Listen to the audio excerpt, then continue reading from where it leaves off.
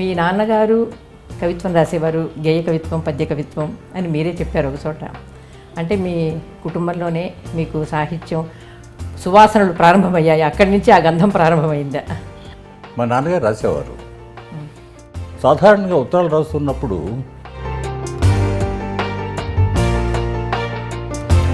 ఆయన బాపూజీ అని రాసేవారు. నిజంగానే భక్తులు. శాసనసభ ప్రాంగణంలోనే దిగంబర కవిత్వ ఉద్యమం పుట్టడం అన్నది చాలా విచిత్రమైన సందర్భం. అది ఎలా జరిగింది? చాలా ఐదేవరి కాళేశ్వరరావు గారు మొట్టమొదటి స్పీకర్. ఆయన ఆటోబయోగ్రఫీ రాద్దాం అనుకుంటున్నారు, ఆత్మకథ.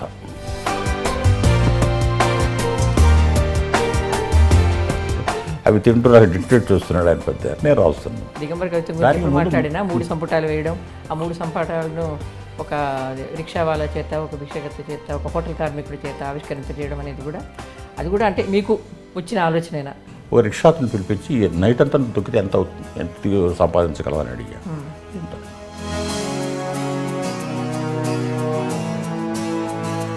ఆ రకంగా జరిగింది. రెండోది 67 ఒక చెప్పులు కుట్టేవాడు కనబడ్డాడు.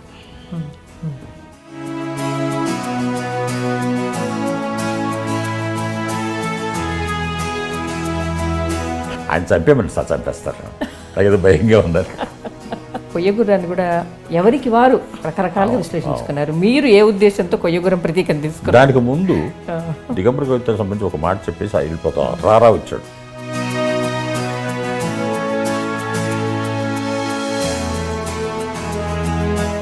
రష్యన్ ఫార్మలిజంలో విలియం స్ట్రాస్కీ అనే అతను డీహ్యూమనైజేషన్ చెప్పడానికి డీఫెమిలియరైజేషన్ని వాడతాడు. మీరు ఆ డీహ్యూమనైజేషన్నే మీ సబ్జెక్టు, మనిషిగా ఉండడం లేదు. దాని మీద రాస్తూ మీరు ఉపయోగించిన టెక్నిక్ కూడా అదే అని అప్పుడు మేము అనుకున్నానండి విలోమ కథలు చదివినప్పుడు. అయితే నేను ఎలా అనుకున్నానంటే వీళ్ళు చదివాను కానీ వీళ్ళు నాకు ఇన్స్పిరేషన్ కాదు. వాళ్ళు నాకు ఇన్స్పిరేషన్ కాకపోవడానికి ఒక కారణం అది ఏంటంటే, భారతదేశం చట్టా పనిచేయి. ఒక్క మాట చెప్తాను, లేదంటే ప్రజాస్వామ్యం అంటే అర్థం ఏంటంటే స్వేచ్ఛ ఉండాలని ప్రజాస్వామ్యం అంట. కరెక్ట్ చెప్పింది. ఆకాశదేవర కథ ఒక అసాధారణమైన కథ, అది పెద్ద కథ. ఆలోచన మీకు ఎక్కడి నుంచి వచ్చింది? అంతకుముందు రాశారు మీరు విలోమ కథలు, కానీ ఇది పరాకాష్ట, పైగా ఇప్పటి సమాజానికి చాలా అన్వయిస్తుంది, చాలా బాగా వర్తిస్తుంది. అది ఆ ఆలోచన ఎప్పుడు వచ్చింది? ఆకాశదేవర ముఖ్యంగా ఆ గుడి ఆలోచన. అసలు నేను అంటున్నానంటే, నాకు ఎదురుగా చదువుకున్నటువంటి వాళ్ళు, పెద్ద బాగా చదువుకున్నటువంటి వాళ్ళు,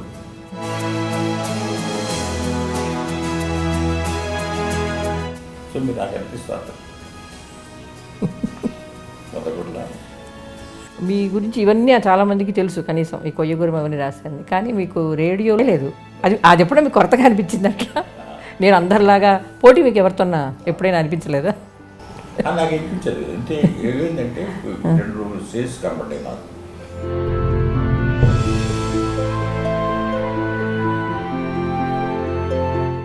దాని యొక్క ప్రభావం, దాని యొక్క గొప్పతనాన్ని గమనించేవాడు ఆ రోజుల్లో. నేను కాలేజీకి చదువుకునే రోజుల్లో కూడా మీరు ఎక్కడైనా మాట్లాడుతున్నారంటే మీ కంఠస్వరం వినడానికి, మీ ఉపన్యాసం వినడానికి చాలా ఉత్సాహంతో విద్యార్థులందరూ పరిగెత్తేవాళ్ళు. అలాగే మీరు కవిత చదివితే వినడం అన్నది ఒక అనుభవంగా అందరూ చెప్పుకునేవాళ్ళు. అప్పుడు కూడా ఏవైనా కవితలు వినిపించండి. ఒక 2 కవితలు చదువుతాను. అందులో మొదటిది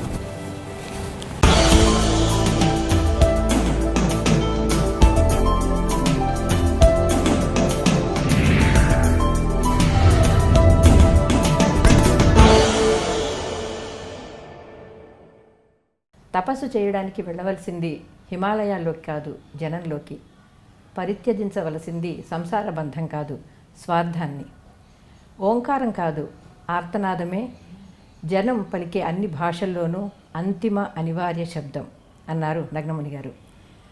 మానేపల్లి హృషికేశవరావు గారు అంటే ఎవరికి అర్థం కాదు, కానీ నగ్నముని గారి పేరు చెప్పగానే ఇటు పాఠకులకు అటు సాహితీవేత్తలకు కూడా ఒక విలక్షణమైన కవి, రచయిత కళ్ళ ముందు సాక్షాత్కరిస్తారు. 1960 దశకంలో ఇటు సమాజాన్ని అటు సాహిత్యాన్ని కుదిపేసిన దిగంబర సాహిత్యాన్ని ఉద్యమానికి ఆయన సిద్ధాంతకర్త, ప్రారంభకులు. ఆ తర్వాత 1977 నుంచి కొయ్యగుర్రం రచనతో ఆధునిక వచన మహాకావ్యం రాసిన ఒక గొప్ప కవిగా స్థిరపడ్డారు. ఆయన విలోమ కథలు అంతకుముందు వచ్చిన ఏ తెలుగు కథలాను కాకుండా ఒక విలక్షణమైన ప్రక్రియగా నిలబడ్డాయి. రాశి కంటే వాసి ముఖ్యం అన్న సూక్తికి నిలువెత్తు నిదర్శనంగా నిలిచే నగ్నముని గారే ఈనాటి అక్షరయాత్ర అతిథి. నమస్కారం మునిగారు. మీ నాన్నగారు కవిత్వం రాసేవారు, గేయ కవిత్వం, పద్య కవిత్వం అని మీరే చెప్పారు ఒక చోట. అంటే మీ కుటుంబంలోనే మీకు సాహిత్యం సువాసనలు ప్రారంభమయ్యాయి, అక్కడి నుంచి ఆ గంధం ప్రారంభమైందా? మా నాన్నగారు రాసేవారు. బందర్లో ఒక భాగంగా ఉన్నటువంటి చిల్లకలపూడిలో మేము ఉండేవాళ్ళం. నేను పుట్టింది తెనాలి. అక్కడి నుంచి 2-3 ఏళ్ళ తర్వాత, నేను పుట్టిన 2-3 ఏళ్ళ తర్వాత చిలకలపూడి అంటే మా అమ్మ ఊరది, అక్కడ సెటిల్ అయ్యాం. ఆ తర్వాత మా నాన్నగారు పద్య కవిత్వాలు, గేయాలు కూడా రాస్తూ ఉండేవారు. గాంధీ గారికి ఆయనకి దేవుడు అని, గాంధీ గారు దేవుడే. సాధారణంగా ఉత్తరాలు రాస్తున్నప్పుడు శ్రీరామ, ఓం ఇట్లాంటి రాస్తూ ఉంటారు. ఆయన బాపూజీ అని రాసేవారు, నిజంగానే భక్తులు. గాంధీయన్. అది కాక గాంధీ గారు పోయినప్పుడు ఒక వారం రోజులు మామూలు మనిషి కాల ఆయన పొరలడమే ఆ దుఃఖంతో. ఆయన ఆ రోజుల్లో ముట్టూరు కృష్ణారావు గారు ఎడిటర్గా వచ్చేటువంటి కృష్ణాపత్రికలో ఆయనకి పద్యాలు వచ్చేవి. ఆ పద్యాలన్నీ ఒక పుస్తకంగా తర్వాత పరంజ్యోతి అనే పేరు తీసుకొచ్చారు ఆయన. సరే, ఇంతకీ విషయం ఏంటంటే, ఆయన వల్ల నాకు వచ్చిందని అనేకంటే కూడా నాకు కవిని కావాలని ఏనాడు ఉండేది కాదు. కవిని కావాలని లేదు, ఇష్టం లేదు అస్సలు ఇప్పటికీ. అయితే మీరు యాక్సిడెంటల్ కవి అన్నమాట. చాలా. నేను అసలు ఇట్టి వృత్తులను రాయడానికి ఇష్టపడేవాడిని కాదు. ఎందుకనో నాకు చదవడం ఇష్టం ఉన్నంతగా రాయడం మీద అస్సలు ఉండేది కాదు. అంటే చదవడం మాత్రం ముందు నుంచి అలవాటు. ఇంతమంది రాస్తున్నారు కదా, నేను రాయడం ఏమిటన్నట్టుగా ఉండేది నాకు ఒకటి. రెండోది, ఒక రకంగా బలహీనంగా ఉంటాడేమో కవి అనేది నాలో ఇప్పుడు ఉండేది. అంటే చాలా వాటికి లొంగిపోయి ఉంటాడు అనేది ఏదో కొంత ఉంది అనుకుంటాను నాలో బహుశా. సో దాంతో ఇష్టపడేవాడిని కాదు. అయితే నాకు ఒక ఫ్రెండ్ ఉండేవాడు. నేను హైదరాబాద్ వచ్చేసిన తర్వాత, నాకు ఇంకా పెళ్లి కాని రోజులు 1957 ప్రాంతంలో హైదరాబాదు, సికింద్రాబాదు రెండు కలుపుకొని జంట నగరాల్లో వచన కవుల సమావేశములని నెలకు ఒకసారి పెట్టేవాళ్ళు. వాళ్ళు పెట్టింది ఏమిటంటే మురళీధరరావును అనుప్రాల విశ్వం గారు కార్డులు రాసేవాళ్ళు. నేను అప్పటివరకు ఏం రాయలే. ఆ మిత్రుడు మురళీధరరావు అని ఆయన పేరు. ఎవరు వచ్చినా కూడా అందులో పార్టిసిపేట్ చేసే వాళ్ళందరూ కూడా కవిత్వం చదవాలి, ఆ కండిషన్ పెట్టారు. పెట్టి మీరు కూడా రావాలని నన్ను అడిగారు. అంటే నేను మీరు వెళ్ళండి, ఆ ఎదురుగా హోటల్ ఉంటుంది, చా తాగుతూ కూర్చుంటాను. ఎందుకంటే తప్పనిసరిగా రాయాలి కదా, రాయలేదు అప్పటి వరకు. అంటే లేదు మీరు రావాలండి. నా మురళీధర్ నా ఫ్రెండ్ చాలా బలవంతం చేశాడు. దాదాపుగా అతను కాళ్ళ మీద ఊడిపోయేంత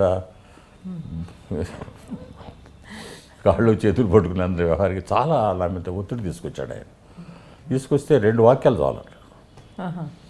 నేను చెట్టు కింద నుంచున్నాను, నీడలేదు, అట్లాంటి 2 వాక్యాలు అన్నట్టుగా. బాగుంది అసలు నిజానికి. అది చెట్టు కింద నించున్న నీడ లేకపోవడం కవిత్వమే.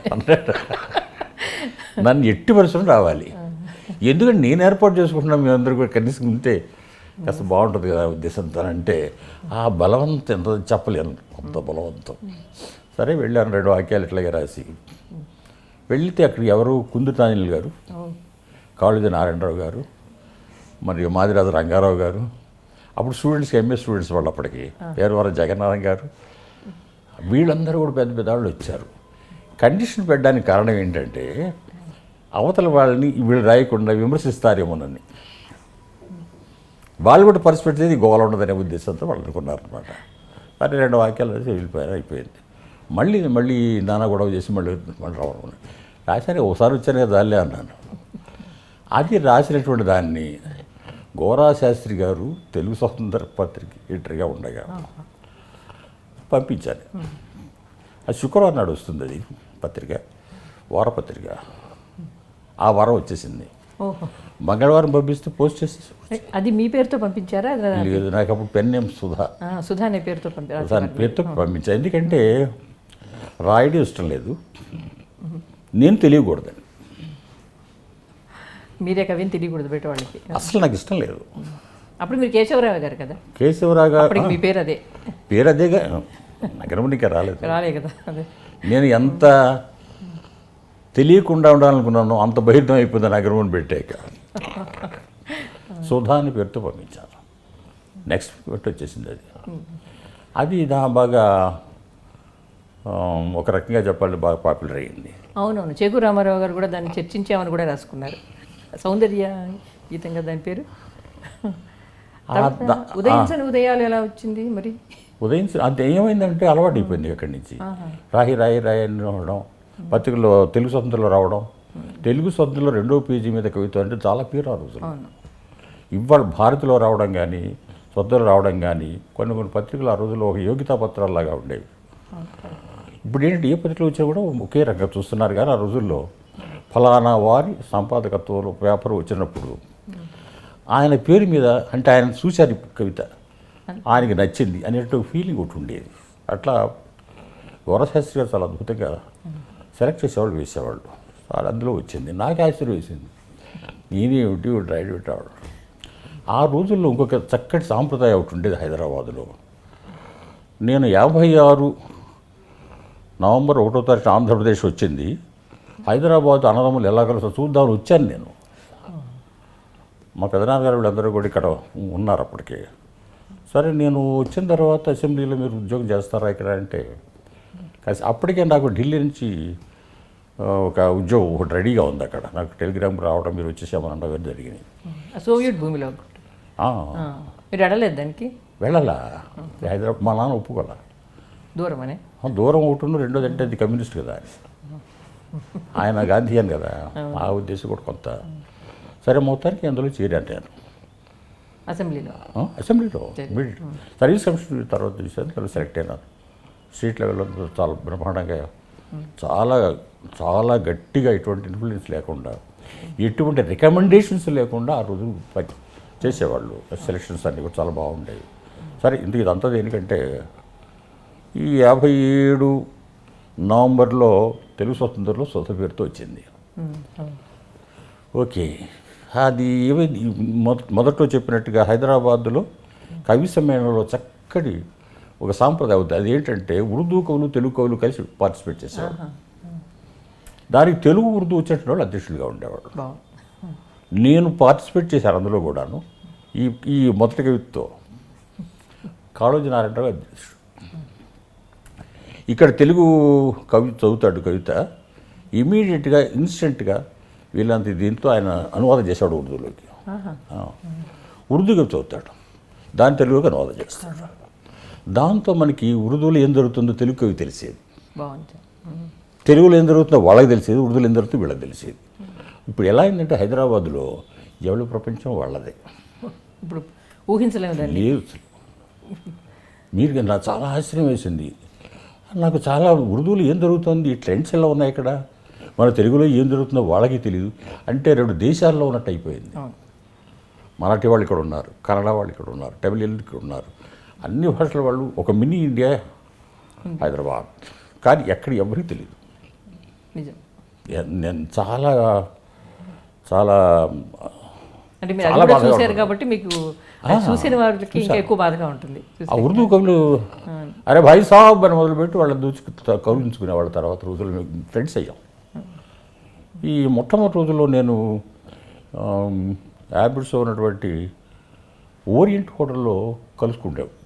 ఈ రెస్టారెంట్ హోటల్స్లోనే కౌలు కలవడం, దాంతో నాతో స్టార్ట్ అయింది. హ్యాబిట్స్లో బాటాకి ఎదురుగా ఉండేది. ఆ లోపలికి వెళ్తే సోషలిస్ట్ ఫ్రెండ్స్, కమ్యూనిస్ట్ ఫ్రెండ్స్ అందరూ వస్తూ ఉండేవాళ్ళు. నేను వెళ్తూ ఉండేవాళ్ళు, మన ఫ్రెండ్స్ అందరూ అక్కడ పిలుస్తూ ఉండేవాడిని. చాలా బాగుండేది ఆ హోటల్లో కూర్చోడానికి, చదువుకోవడానికి చాలా బాగుండేది అన్నమాట. సరే ఇదంతా ఆ రకంగా స్టార్ట్ అయ్యింది. తర్వాత ఎవరో ఎక్కడో సుధాని పేరుతో ఇంకెవరితో చూశారు, చూసి మానేసి కేశవరావు అని రాశాను.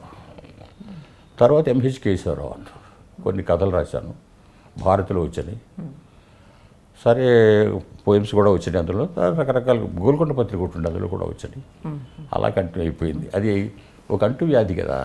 అవును, మొదలు పెట్టకుండా ఉండాలి కానీ మొదలు పెడితే ఇంకా 62లో ఉదయించను ఉదయాలు దానికి అక్కడి నుంచి మీ పేరు బాగా కేశవరావు.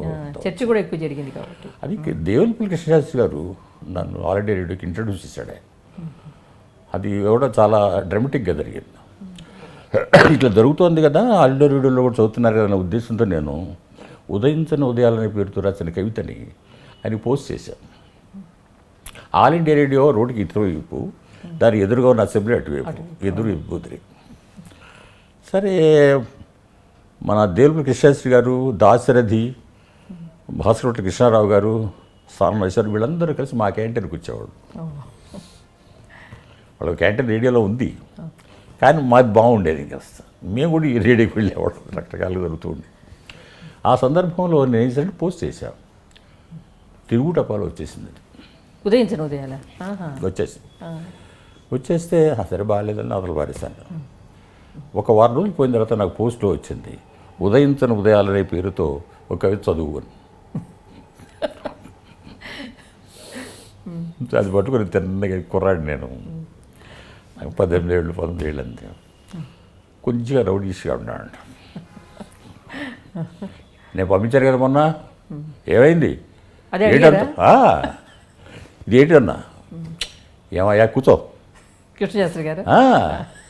అది సరే కానీ నువ్వు పంపించేసావు, నువ్వు వచ్చి చదివిస్తావా?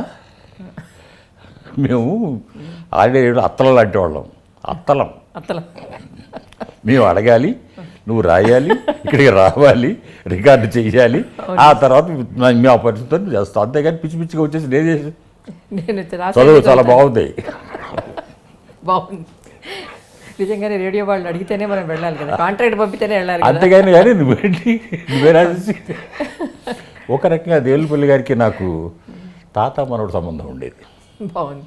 ఆయన చాలా జోకులు వేసేవాడు. నేను ఒక చిన్న జోకు చెప్పేసి ముందుకు వెళ్ళిపోతాం. అదేంటంటే, కృష్ణశాస్త్రి గారు మీ పోయమ్స్ని అనువాదం చేద్దాం అనుకుంటున్నాను అన్నాను నేను.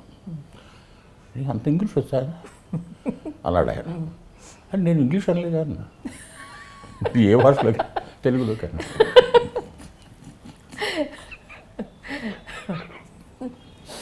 ఆ తర్వాత కూడా మీకు తాతమ్మడు సంబంధం కొనసాగిందా? చివరి వరకు ఆయన కూడా సెన్స్ ఆఫ్ హ్యూమర్ ఎక్కువ లేండి, బాగా చేసేవాడు అందరి మీద జోక్, చాలా బాగా. అదే నేను ఆయనే అన్నాడు ఒక మాట, ఈ కేసీఆర్ సుబ్బారావు అయిందయ్యా.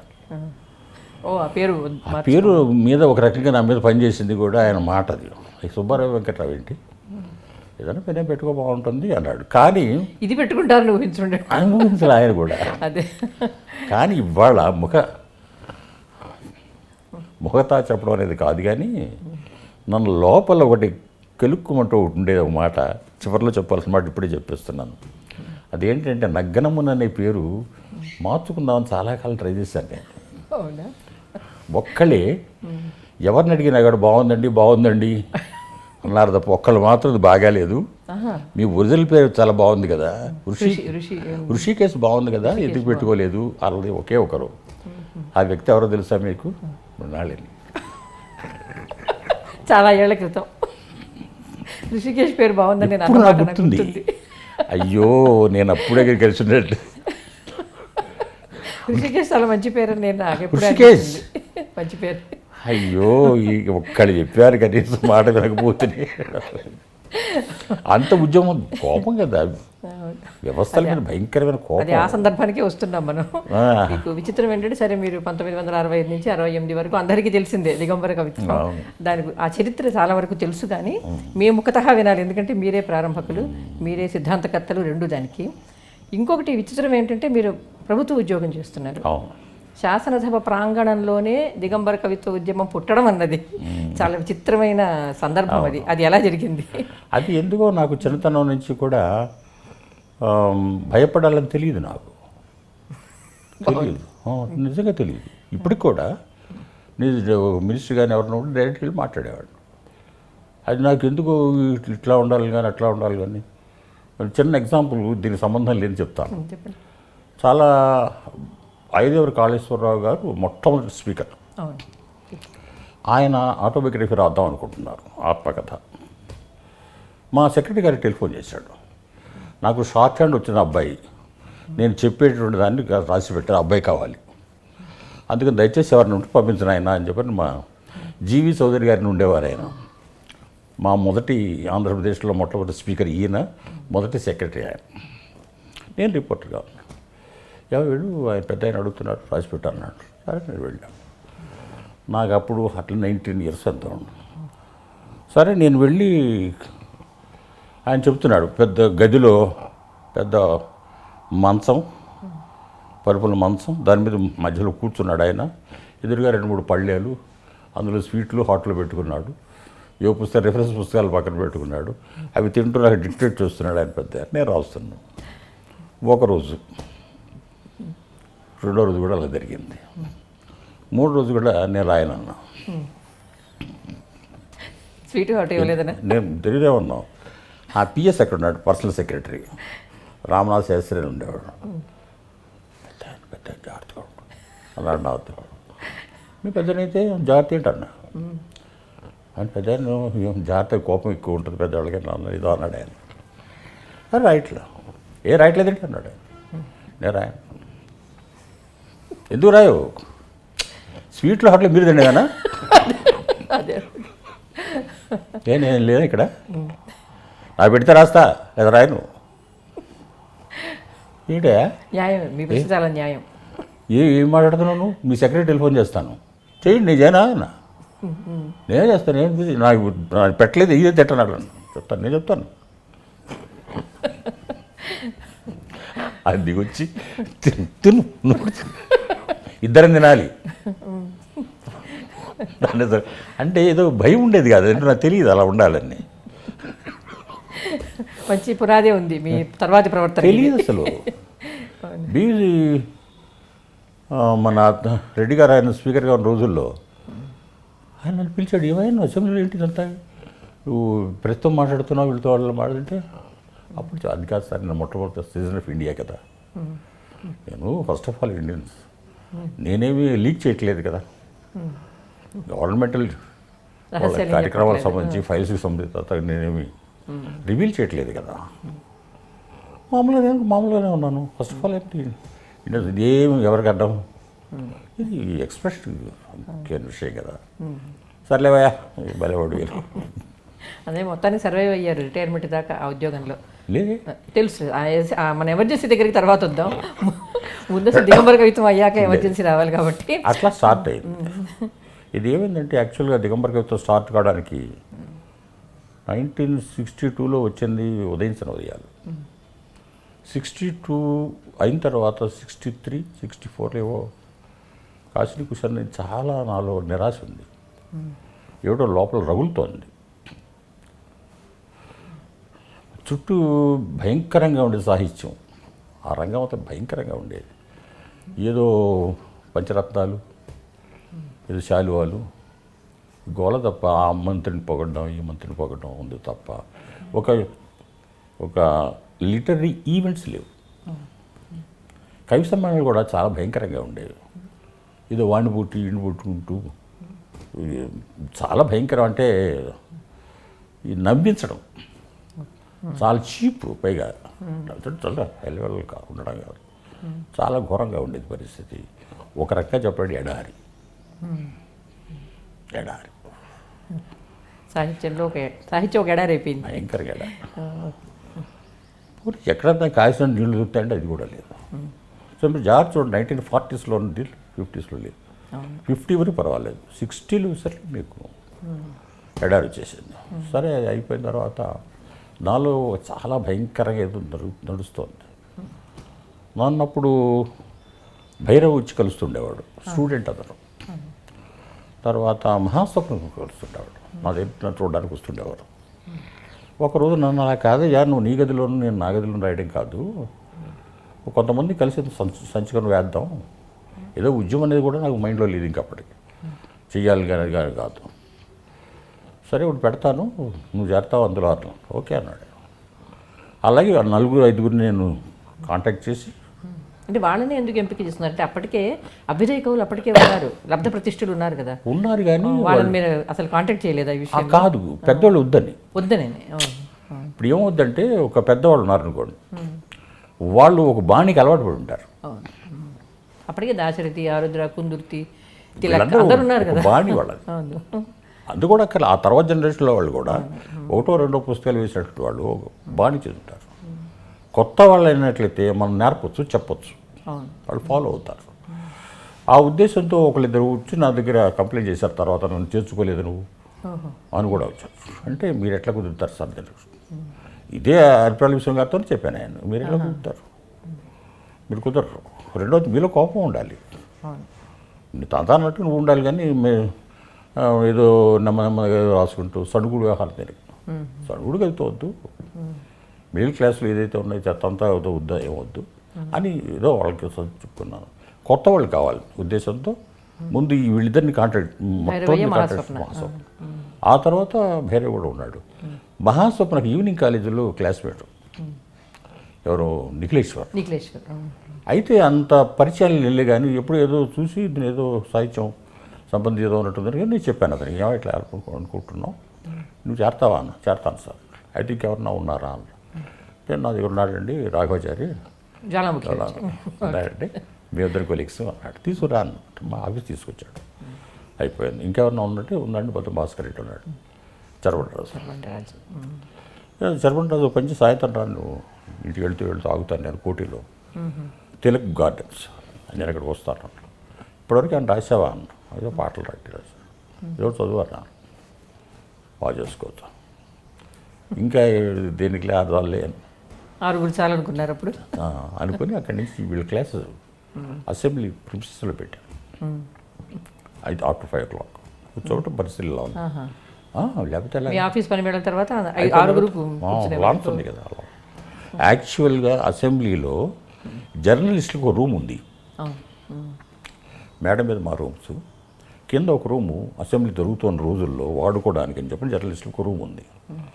అది లేనప్పుడు నేను వాడుకునేవాడిని. నా సెషన్లో లేనప్పుడు జర్నలిస్టులు ఉండరు. సో నా ఫ్రెండ్స్ ఎవరైనా వచ్చినా అక్కడ కూర్చొని కాసేపు చాయ్ పెంచుకు తాగుతూ కబుర్లు చెప్పుకునేవాడు. అక్కడ కూర్చోబెట్టి చెప్పాను మొట్టమొదటిసారి మహాస్వప్నకి, ఇలా అనుకుంటున్నాను, నువ్వు నీ గదిలో నా గదిలో కూర్చొని వస్తాయి, దీనివల్ల ఉపయోగం లేదు, ఇంపాక్ట్లెస్ అని అంటే ఓకే బాగానే ఉందండి అంటాడు. అరే అంట నేకెడ్ పోయిటరీ డూ ఇట్. ఓ మీరు ఇంగ్లీష్లో అన్నారా ముందని? అది దిగంబర కవిత్వం. నేకెడ్ పోయిటరీ అలా ఉండాలి. దాన్ని నా ముందు 2 ఉన్నాయి, ఒకటి దిగంబర, రెండోది నగ్గన. ఏ దానికి సూట్ అవుతున్నారు ఆలోచన అంటే దిగంబర బాగుంది కదా అని అడతారు. ఓకే సరే. అక్కడి నుంచి అందరూ కూర్చోబెట్టేసి అసెంబ్లీ లాన్స్లో, అంటే ఇందులో గొడవ ఏంటి తర్వాత చెప్తాను, వీళ్ళందరినీ కూర్చోబెట్టి ఓరియంట్ షిఫ్ట్ చేశారు. అక్కడ కూడా చెప్పేవాడిని. తరువాత నాకు ఫ్రెండ్ ఉండేవాడు, ఆయన చనిపోయినాడు 2-3 ఏళ్ల క్రితం. సుబ్రహ్మణ్యం ఒక ఆయన ఉండేవాడు, ఫారెస్ట్ డిపార్ట్మెంట్లో పనిచేసేవాడు. ఆయన అసెంబ్లీ దగ్గరే కదా. ఆఫ్టర్ 5 o'clock నన్ను వచ్చి కలిసేవాడు. మేమందరూ చాయ్ తాగు కబుర్లు చెప్పుకుంటారు. అతను కవి పెద్దగా ఏం కాదు. అతను ఏంటంటే అతనికి పెళ్లి కాలేదు, తన రూమ్ ఉంది హ్యాబిట్స్లో. ఆ రూమ్ తీసుకున్నాను నేను. అన్నీ వీళ్ళందరూ అక్కడ రమణ పని సెంటర్ కదా, హ్యాబిట్స్ సెంటర్. ఇప్పుడు పత్రికలు కానీ అవి కానీ పుస్తకాలను బాగా దొరికాయి అక్కడ. 65కి మీకు ఎక్కువగా వచ్చేవి కాదు, ఇంగ్లీష్ పుస్తకాలు పెద్దగా దొరికేవి కాదు. ఏదో ఒక షాప్ మాత్రం ఒకటి ఉంది ఇప్పుడు ఉన్నటువంటి జమరుద్. ఏ హుస్సేన్ ఉండే, ఏ హుస్సేన్ షాప్లో ఉండే అనుకుంటా. అది కూడా అయిపోయింది, అప్పటికి వెళ్ళిపోయింది. అది కూడా ఏదో ఉంది, ఇది ఈ మధ్య అమ్మేశాడు అతను కూడా. సరే మొత్తానికి ఓరియంట్ పక్కనే ఉండేది ఆ వరుసలో. అది అక్కడ క్లాసెస్ చెడ్డం జరిగింది, వాళ్ళతో రాయించి సబ్జెక్ట్ ఇచ్చి రాయించి తర్వాత ఏం చేసేవాడు, ఒక క్యాబినెట్ మీటింగ్లో కండక్ట్ చేసేవాడు. అంటే ఎవరు ఇతరులు ఉండకూడదు, మీరు ఆరుగురే అంటే ఇంకెవరు. సుబ్రహ్మణ్యం అందుకని అందులో సంచాలు కూడా నేను వేసావు, అంటే బయటవాడు కాకూడదు, ఉండేలా ఉండే అన్నారు వాళ్ళందరూ. మీరు వాటిని దిక్కులని ఎందుకు అన్నారు? ఇప్పుడు వచన కవిత్వం అప్పటికే ఉంది కదా, దాదాపుగా రాసింది కూడా వచన కవిత్వమే కదా, దిగంబర కవిత్వం కూడా వచన కవిత్వం. నేనే పేరు పెట్టాను. దానికి కారణం ఏంటంటే పద్యాలు రాసేటువంటి వాళ్ళకి ఒక లెక్క ఉంది. అవును, ఇది పంచరత్నాలు, లేకపోతే 100, 116 ఇలా ప్రతి పద్యం లెక్కలు ఉన్నాయి వాళ్ళకి. వచన కవిత్వం నేను చెప్తాను, అందుకని వీళ్ళు ఏం చేస్తూ ఉంటారంటే ఇన్ని పుస్తకాలు వేసామంట. పుస్తకాలు వేయడం ఏంటండి? ఒక ఆయన ఎవరో ఉపన్యాసం చేస్తూ నేను 2 పుస్తకాలు రాశాను అన్నాడు. మీటింగ్ అయిపోయింది అన్నట్టు ఎలా ఉంది సార్ అన్నాడు. పుస్తకాలు వేయడం ఏంటన్నారు? రచనలు చేస్తాం, రచనలు పుస్తకాలుగా వస్తాయి. పుస్తకాలు వేయడం ఏంటంట? మీది బాగుంది, కొత్త ఆలోచన. అందరూ పుస్తకాలు రాసేమనే చెప్తారు. చెప్తుంటారు, అదే నాకు అర్థం కాదు. పుస్తకాలు రాయరు సారు, మీరు ముందు కవితలో కథలో మీరు రచనలు చేస్తారు, దానికి పుస్తకంగా వస్తాయి. అంతేగాని అందుకని ఏమైందనమాట, మీరు పద్య రచన వాళ్ళు చెప్పుకోగలరు, కవులు గేయాలు కూడా చెప్పుకోవచ్చు కొంతవరకు. ఇప్పుడు ఏంటంటే నేను ఆలోచించి దిక్కు అని పెట్టినట్లయితే దిక్కులు చూపించడం, దిక్కు ఎన్ని వర్షంలో ఎన్ని దిక్కులు మీరు కురిశారు అన్నట్టుగా దానికి వీలుగా ఉంటుందని దిక్కు అని పెట్టాను. అది నేను తర్వాత విపరీతంగా వాడితే పాపులర్ అవుతుంది, అది వేరే విషయం. బట్ వచ్చిన కవిత అంతా ఉపయోగపడుతుంది. ఎన్ని దిక్కులు చెప్పుకోవచ్చు, 100 దిక్కులు. ఆ ఉద్దేశం నేనే పెట్టినది వ్యవహారాన్ని. సరే ఆ తర్వాత ప్రతి ఒక సంచి వస్తున్నప్పుడు ఏం చేసేవాడు, ఒక నైట్ పెట్టేవాడు.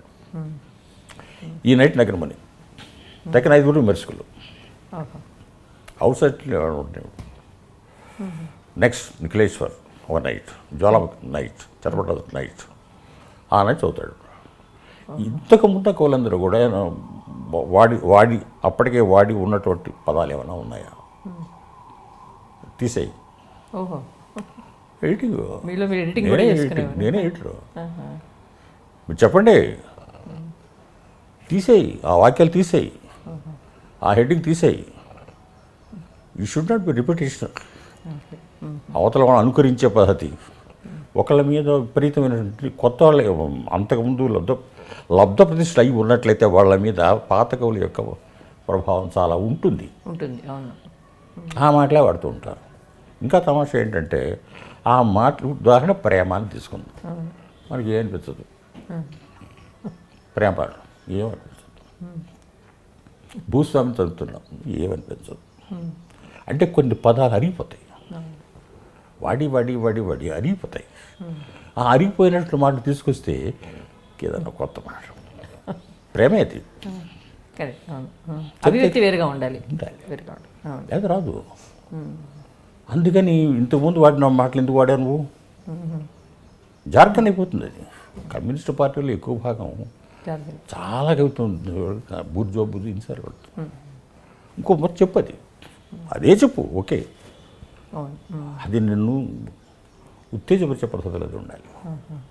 సో అందుకని నేను చేసేవాడిని అంటే కొన్ని తీసేసేవాడిని, కొన్ని ఎడిటింగ్ అంతా. అంటే దిగంబర కవిత్వం, పేరు, ఎడిటింగు, రాయించుట, అచ్చు వేయించుట, మొత్తం అంతా నేను రాస్తాను. దాన్ని కూడా చివరికి తిట్లు తింట కూడా అదే దీవెన అని మీకు అన్నిటికంటే చాలా. రాజమండ్రిలో ఒక 10 ఏళ్ల క్రితం లోపల ఈ సెంట్రల్ సాహిత్య అకాడమీ బెంగళూరు వాళ్ళు ఉన్నారే, వాళ్ళు ఒక మీటింగ్ ఏర్పాటు చేశారు. వెళితే దాంట్లో కవిత్వం నేను శీలా వీరరాజు గారేమో కథ చదవట ఏదో కార్యక్రమం ఉంది. అందులో మంచి కార్యక్రమం అంటే ముఖాముఖి బాగుంటుంది, నాకు బాగా ఇష్టం అది. ఇది కాకుండా ముఖాముఖి అయితే ఇంకా బాగుంది. అయిపోయిన తర్వాత ఒక ఆయన లేచి, దిగంబర కవిత్వం ఇంకా బతికున్నాడా పెద్ద ముఖాముఖులు ప్రశ్నలిస్తుంటే నేను జనం అంతా అలా చూస్తున్నారు, నేను సమాధానం చెప్తాను. ఇంకా బతికున్నట్టు మీరే చెప్తున్నారు కదా, అంత ఆవేశంతో వేశారంటే బతికున్నట్టే కదా. గొల్లు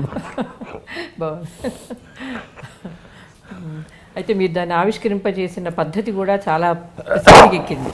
దిగంబర కవిత్వం గురించి ఎప్పుడు మాట్లాడినా 3 సంపుటాలు వేయడం, ఆ 3 సంపుటాలను ఒక రిక్షా వాళ్ళ చేత, ఒక భిక్షగత్త చేత, ఒక హోటల్ కార్మికుడి చేత ఆవిష్కరింపజేయడం అనేది కూడా, అది కూడా అంటే మీకు వచ్చిన ఆలోచనైనా? అదే ఎటు జెడ్ అంటే వాళ్ళు అప్పుడే కొత్త కదా. అయితే నేను అనుకున్నది ఏంటంటే హాళ్ళు ఏదో ఒక హాల్కి పరిమితం అయ్యి ఎవరికి అందరికీ తెలియజేసి దండోర చెప్పడం వేరే విషయం. అందుకని నేనేమనుకున్నా, ఒక రోజు వెళ్ళిపోయి ఒక రోజుని ఆహ్వానం పలకడం అనేది పెట్టుకున్నాను. ఇంగ్లీష్ సాంప్రదాయం ప్రకారం 12 గంటలది అర్ధరాత్రి, కొత్త రోజు స్టార్ట్ అవుతుంది. అక్కడ మనం స్టార్ట్ చేస్తాం. అర్ధరాత్రి ఆవిష్కరణలు. అనే హ్యాబిట్స్లో ఇప్పుడు నెహ్రూ గారి బొమ్మ ఉందో అక్కడ కార్లు వెళ్ళిపోయింది, దిగబడి కవులు మొదటి సంతరిస్తుంది. దాని ముందు మాట నేను రాసి చదివి వినిపించాను. అంతా కూడా ఒక రిక్షాతను పిలిపించి నైట్ అంతా తొక్కితే ఎంత అవుతుంది, ఎంత సంపాదించగలవని అడిగా. ఎంత ఆ డబ్బులు ఎట్టు పెట్టుకో, వచ్చి పుస్తకాన్ని ఇలా అంతకంటే మరి ఏం లేదు, మాతోనే ఉన్నాయన రిక్షా వాళ్ళ తెచ్చాడు మొత్తం. ఆ రకంగా జరిగింది. రెండోది 66 విజయవాడ గన్నవరం సెంటర్. నేను స్మైల్ ఉన్నాడు, అతని గదిలో దిగాం. ఆవేళ రాత్రి ఆవిష్కరణ. స్మైల్ బయటకు వెళ్తాంపా, ఇవాళ రాత్రి ఎవరు మనం సెలెక్ట్ చేస్తే బాగుంటుందని మేము ఇద్దరు ఏలూరు రోడ్లు తిరుగుతున్నాం. ఒక చెప్పులు కుట్టేవాడు కనబడ్డాడు. నా దగ్గరికి వెళ్ళి, బాబు ఇట్లా కవిత్వాలు రాస్తూ ఉంటాం మేము, పుస్తకంగా వేస్తాం, నువ్వు వచ్చి సాయంత్రం ఇట్లా అంటే చాలు అయిపోతున్నాడు. అలా చూసాడు మా అనుమానంగా. దాని మీద పెద్ద భయపడాల్సిన అవసరం లేదు. ఆ కిళ్ళి కుట్టదని అడుగు, పాన షాప్ అవుతున్నాడు అడుగు, చెప్తాడు కవిత్వం అంటే చెప్తే ఎవరికైనా తెలుస్తుంది, అదే లేదా చూస్తాడు. అది భయం వేస్తారు, ఆయన చంపేమని సార్ చంపేస్తారు, ఏదో భయంగా ఉందని. వాడిని మర్డర్ చేయగలడు కానీ కవిత్వాన్ని ఆవిష్కరించలేడు. అంటే ఏదో కవిత్వం అంటే ఏదో భయం. రాత్రి 12 గంటలకు వచ్చేది చేయబోతున్నాడు. సరే వెళ్ళి చివరికి స్మైల్ ఏ హోటల్ అయితే భోజనం చేస్తున్నాడు, మేము అక్కడ క్లీన్ తీసుకొచ్చి అతనితో చేయించడం జరిగింది. 68 వైజాగ్. గోడ ఆనుకుని పడి ఉంది. She's beggar. అన్నీ అయిపోయి జీవితంలో అయిపోయి ముసలేవాడు పెద్ద ఆవిడ beggar. Almost she became that way. అన్ని జీవితంలో నేను అయిపోయిన తర్వాత దగ్గరికి వెళ్ళి కూర్చొని దగ్గర నేను అమ్మ అయితే సంగతి ఎత్తుకొని మరి రాలేదు ఆవిడ. ఆవిడ తీసుకొని ఆవిడతో చేయించడం జరిగింది. సో ఏంటంటే గవర్నమెంట్ ఒక రకంగా చెప్పాలన్నట్లయితే, సిద్ధాంతాలకు మనం వచ్చినట్లయితే, అప్పటివరకు మీకు ప్రభుత్వ వ్యవస్థల మీద భారతదేశం వ్యవస్థలు క్షీణించినాయి.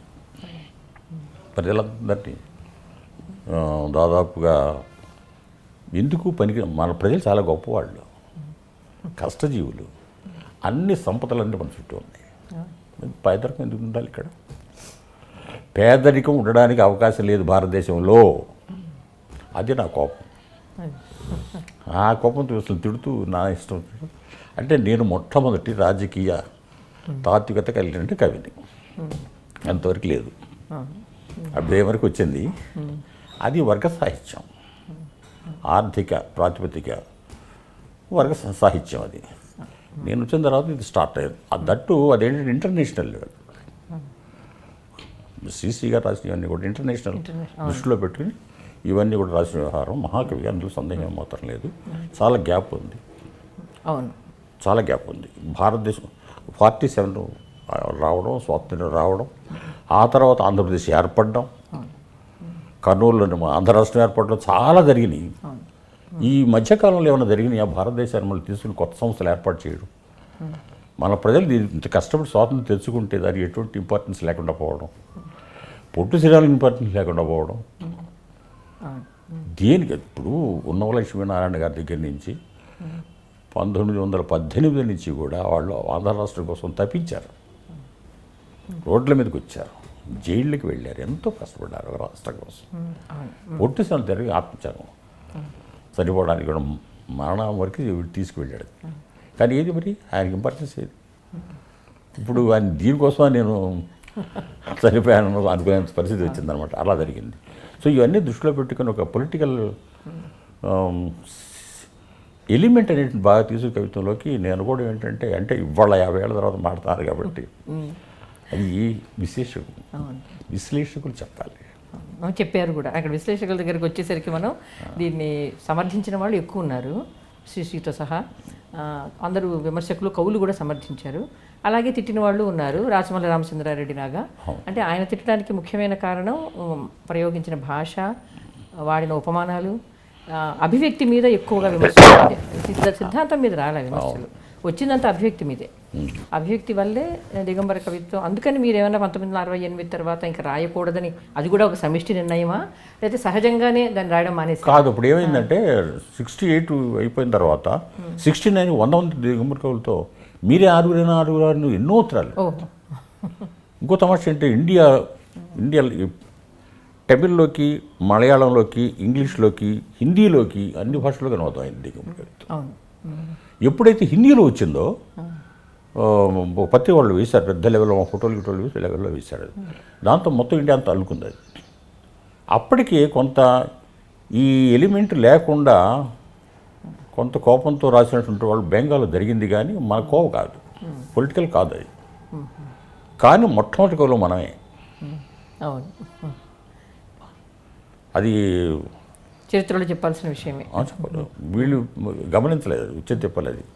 ఇప్పుడు ఎలా ఉంటుందంటే కవిత్వం రాసి తనే అచ్చేసుకుని అందరికి పంచిపెట్టి తర్వాత సమీక్షలకు పంపించి నా మీద కూడా వ్యాసం రాయండి అని అడిగి దీనస్థితి చూస్తే ఏమనాలి?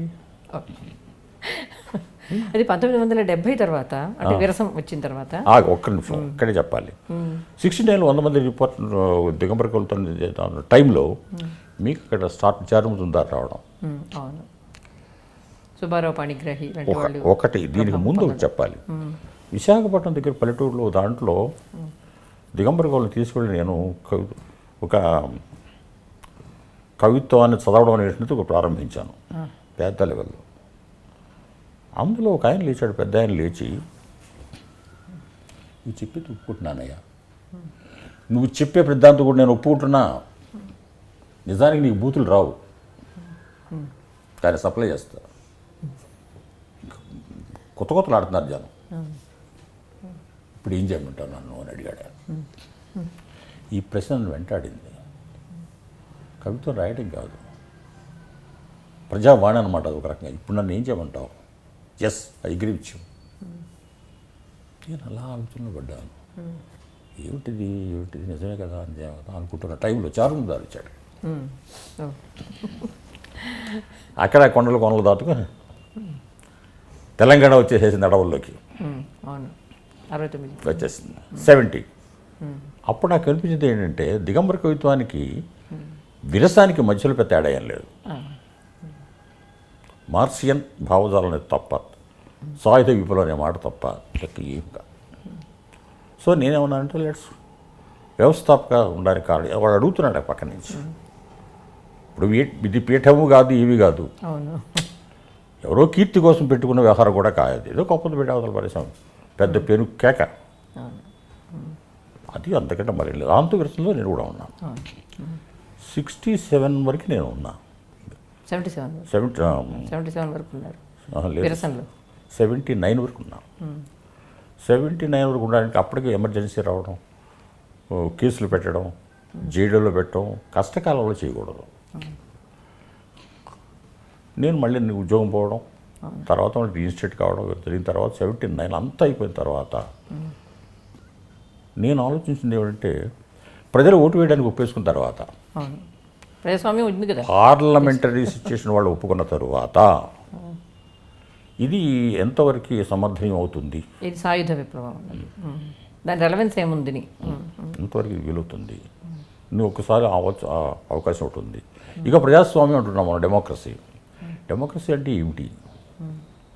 అంటే కులస్వామ్యమా, ధనస్వామ్యమా, మతస్వామ్యమా, ఏది స్వామ్యం అని నేనేం చేశానంటే దీన్ని అర్థం చేసుకొని చేసే ప్రయత్నానికి విరసంలో ఉండి చేయడం కంటే కూడా బయట చూస్తే బెటర్ ఉద్దేశంతో చేసి ప్రజాస్వామ్య పరిశోధనా కేంద్రాన్ని పెట్టారు.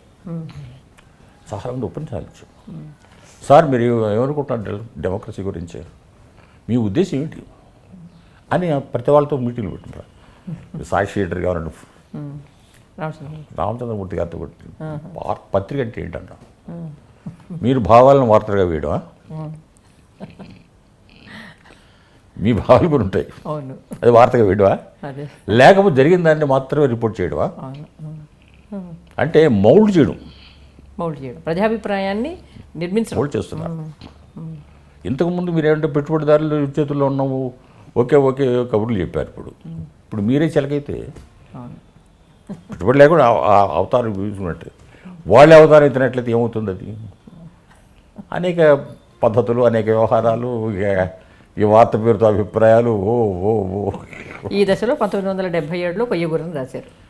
77 కొయ్యగుర్రం తీసుకొచ్చిన సంచలనం దిగంబర కవిత్వం కంటే కూడా, అంటే మీరు ఒక్కరే రాసిన కవిత కాబట్టి దిగంబర కవిత్వం అంటే సామూహికం అనుకోండి.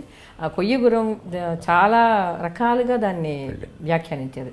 చదివిన ప్రతి ఒక్కళ్ళకి కొత్త అర్థం వచ్చిందని. ఏ ఇద్దరు ఒక మాటతో ఏకీభవించలేరు. ఈయనేమో అసమర్థ ప్రభుత్వానికి ప్రతీక అని చేరాగారంటే, వెల్చేరు గారేమో అబద్ధానికి నిజానికి మధ్య ఉండే సంఘర్షణకు ప్రతీక అని ఆయనంటే, కొయ్యగుర్రాన్ని తగలబెడదామంటే మార్క్సిస్ట్ భావజాలను తగలబెట్టమని సురేంద్రరాజు అంటే, ఇలాగా ఇది ప్రపంచీకరణను ముందుగానే ఊహించి రాసిన కవిత అని కల్లూరి భాస్కర్ అంటే, ఇలాగా అందరూ అంటే పోతన సూర్యుడు ఎవరికి ఎలా కనిపిస్తే అలా కనిపించాడు అన్నట్టుగా కొయ్యగుర్రాన్ని కూడా ఎవరికి వారు రకరకాలుగా విశ్లేషించుకున్నారు. మీరు ఏ ఉద్దేశంతో కొయ్యగుర్రం ప్రతీకని తీసుకున్నారు? దానికి ముందు దిగంబర కవిత సంబంధించి ఒక మాట చెప్పేసి వెళ్ళిపోతాం. రారా వచ్చాడు. రారా దాన్ని బాగా తిడుతూ రాశాడు. అవునవును. దిగంబర కవిత్వాన్ని కవిత్వం అనుకునేంత స్థితికి దిగజారిందా మన తెలుగుదేశం అనేదో అన్నాడు ఆయన అని రాశాడు ఆయన. రాశాడు. అవును. సరే కొన్నాళ్ళు పోయిన తర్వాత మలకపేటలో నేను ఉంటాను కాబట్టి ఆ దగ్గరలో వాళ్ళ బంధువులు ఉంటే వాళ్ళ ఇంటికి వచ్చాడు ఆయన. సంవేదనలో వచ్చిన ఆర్టికల్ మొత్తం అవుతుంది ఆయన పత్రిక. ఆయన పత్రిక. అవును. ఆ నగరంలో ఇక్కడే ఉంటాట, ఒకసారి పిలుచుకురండి అని చెప్పి ఆ మనిషిని పంపించాడు. నేను వెళ్ళా, టీ తాగుతూ కూర్చున్నాం. నేను చాలా ఘాటుగా రాశాను కదా నీ మీద, నువ్వు సమాధానం ఎందుకు చెప్పలేదు అన్నాడు ఆయన. అంటే నేనేమన్నానంటే, సమాధానం చెప్పడానికి మీ పిల్లక నా చేతిలో ఉంది, మీ పిల్లక నా చేతిలో ఉన్నది, అయినా మీరు నాకు కావాలి, మీలాంటి వాళ్ళు మాకు కావాలి. విమర్శకుడు లేకపోతే సాహిత్యం ఎందుకు పనికిరాదు. చాలా మంచి మాట చెప్పే ఉండాలట. ఇప్పటి కవులు వినాల్సిన మాట. ఎందుకంటే విమర్శకుడు లేకపోతే అర్థం వాడు నీ వంద చూపిస్తుంది, నువ్వు కవిబాబునో కాకవో. ఒకటి నా సమాధానం చెప్పుంటే మిమ్మల్ని హత్య చేయడం నాకు ఇష్టం లేదు, అది కూడా కాదు. వెరీ వండర్ఫుల్ రైటర్ కానీ మీ పిల్లకి ఏంటో చెప్పనా అంట. ఏమిటంటాడే సంవేదనలో మీరు చలంగారు అద్భుతంగా రాశారు. మీరు ఆయన మీరు ఆయన్ని ఎందుకు పొగుడుతున్నారు, ఎందుకు లైక్ చేశారు, ఆరాధన వరకు ఎవరికి వెళ్ళిందని, ఎందుకు వెళ్ళేది కారణాలతో సహా మీరు రాశారు. అద్భుతంగా ఉంది అటు. శ్రీశ్రీ మీద రాశారు, బ్రహ్మాండంగా రాశారు. బాలా తిలక్ మీద బ్రహ్మాండంగా రాశారు. దిగంబర కవి ఏ కారణం చేత మీకు కోపం వచ్చింది చెప్పు కాలం మీ దగ్గర లేదు. సిపిఐవి అప్పుడప్పుడు నువ్వు కాంగ్రెస్తో దోడు దొంగలా తిరుగుతున్నారు మీ ఇద్దరు కూడా. అర్థమైందా? కారణాలు చెప్పి ఇప్పటికైనా నేను అడగలను. కవిత్వం కాదన్నావు, ఏ లక్షణాలు ఇది కవిత్వం కాదో నువ్వు చెప్పాలి. ఇప్పుడు నీ కోపం వచ్చిందో తెలిసిందే కానీ విశ్లేషణ ఏమీ లేదు అందులో. భలేవాడు అయ్యా అన్నాడు. కానీ మీలాంటి వాడు ఎందుకు ఉండాలంటే చక్కటి తెలుగయ్యా. ఆయన భాష చాలా బాగుంటుంది. ఏం తెలుగు అది రాసేవాళ్ళు లేని గుచ్చుకున్నట్టు చక్కటి రాసేటువంటి వాళ్ళు తక్కువ మంది ఉన్నారు తెలుగులో. నాకు ఎదురుగా ఉన్న వాళ్ళు కాక అండూరు రామ్మోహన్ రావు గారు ఏ చక్కటి తెలుగు మంచి వచనం చక్కగా అట్లాంటి. అందువల్ల నీలాంటి వాళ్ళు లేకపోతే ఏముంది, ఒట్టిపోదు దేశం.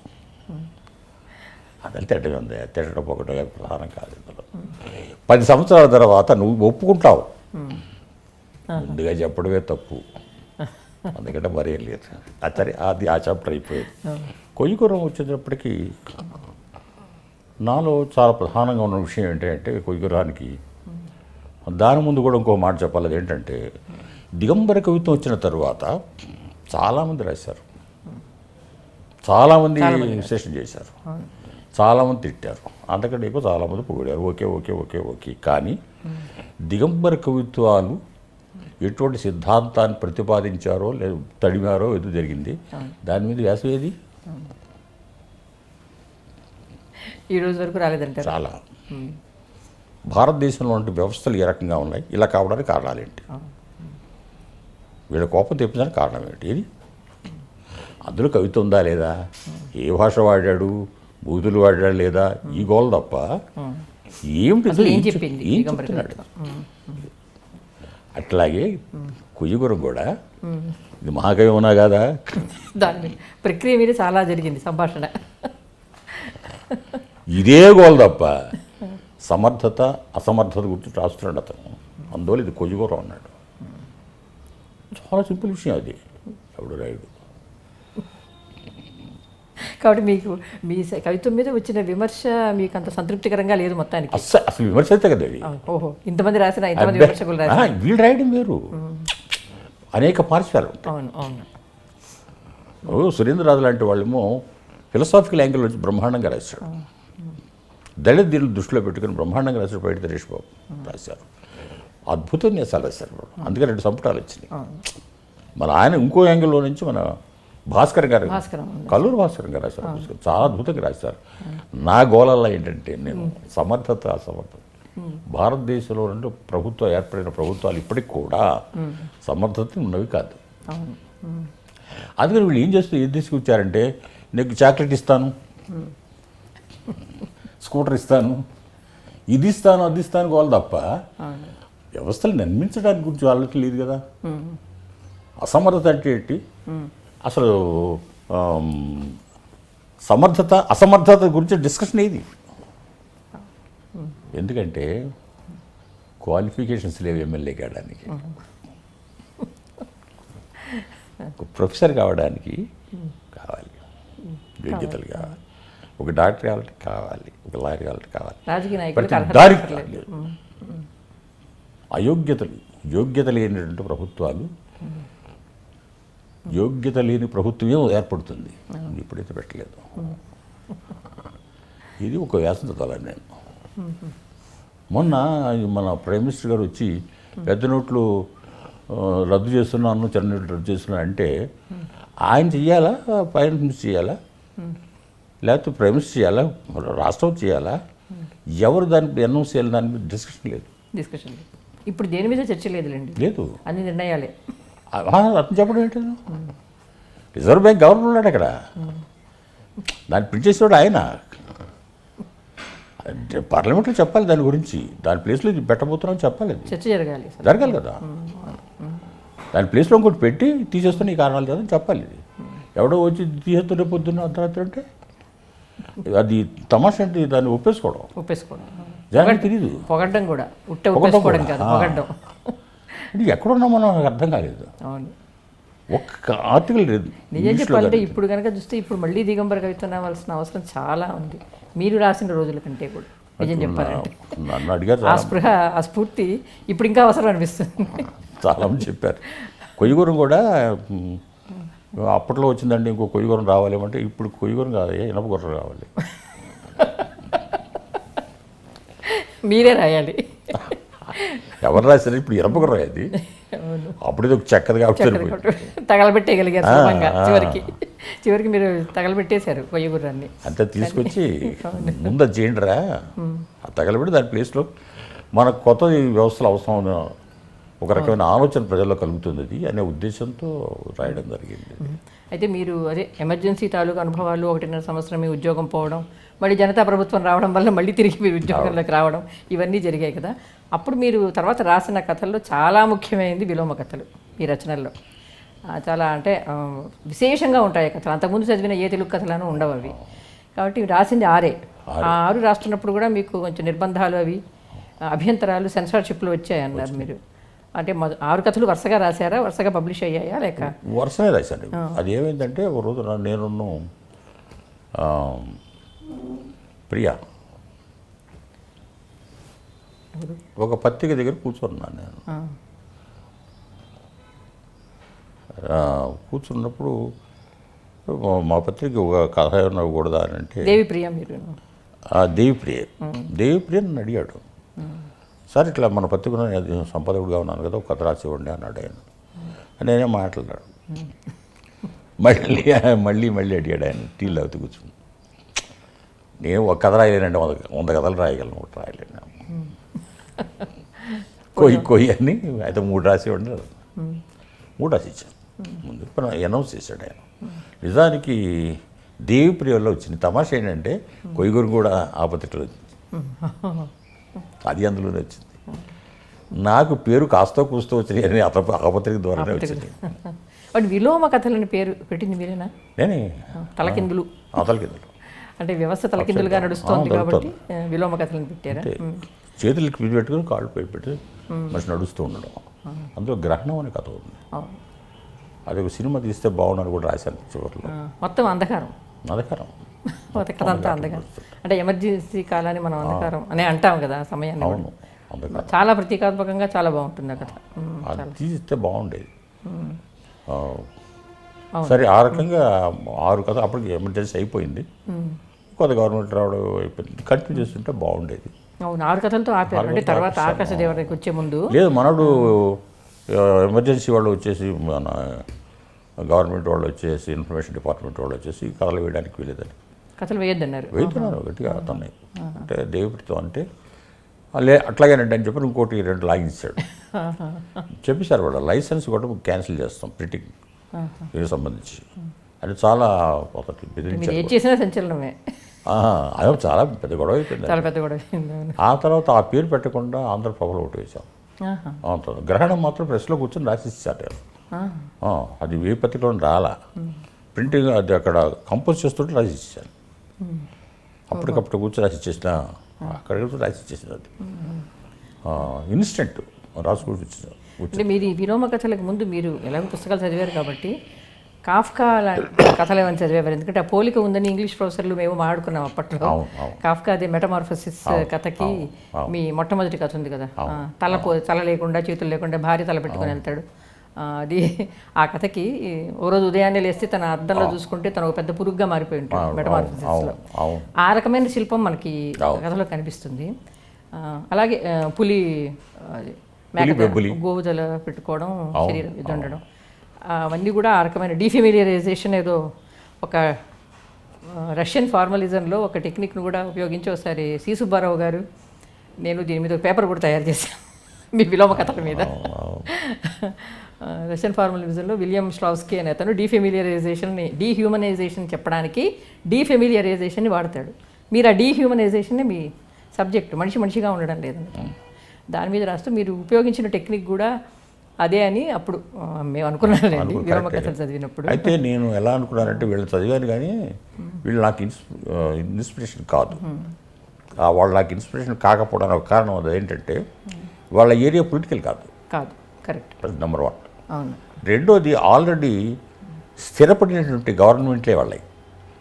ఏదో ఓ 10 చట్టాలు ఉన్నాయి వాడికి, అవన్నీ ఉన్నాయి. భారతదేశం చట్టాలు పనిచేయవు. చట్టం మొట్టమొదటి ఎందుకు పనికిరాని కాగితాల ముక్కలైనవి అవన్నీ కూడా. సో మన దగ్గరకు వచ్చేది ఏమైందంటే భారతదేశానికి సంబంధించిన అనుకున్నట్టు అచీవ్ చేద్దాన్ని వేసుకుంటే మార్గం ఏమిటనేది లేదు, తలకిందులు కావడానికి కారణం అయింది. సో ఆ ఉద్దేశం ఏం చేశారంటే ఇండియన్ సీన్ దృష్టిలో పెట్టుకుని నా ఇష్టం వచ్చినట్టు రాసేదాలు వారేసాను అనమాట. ఇది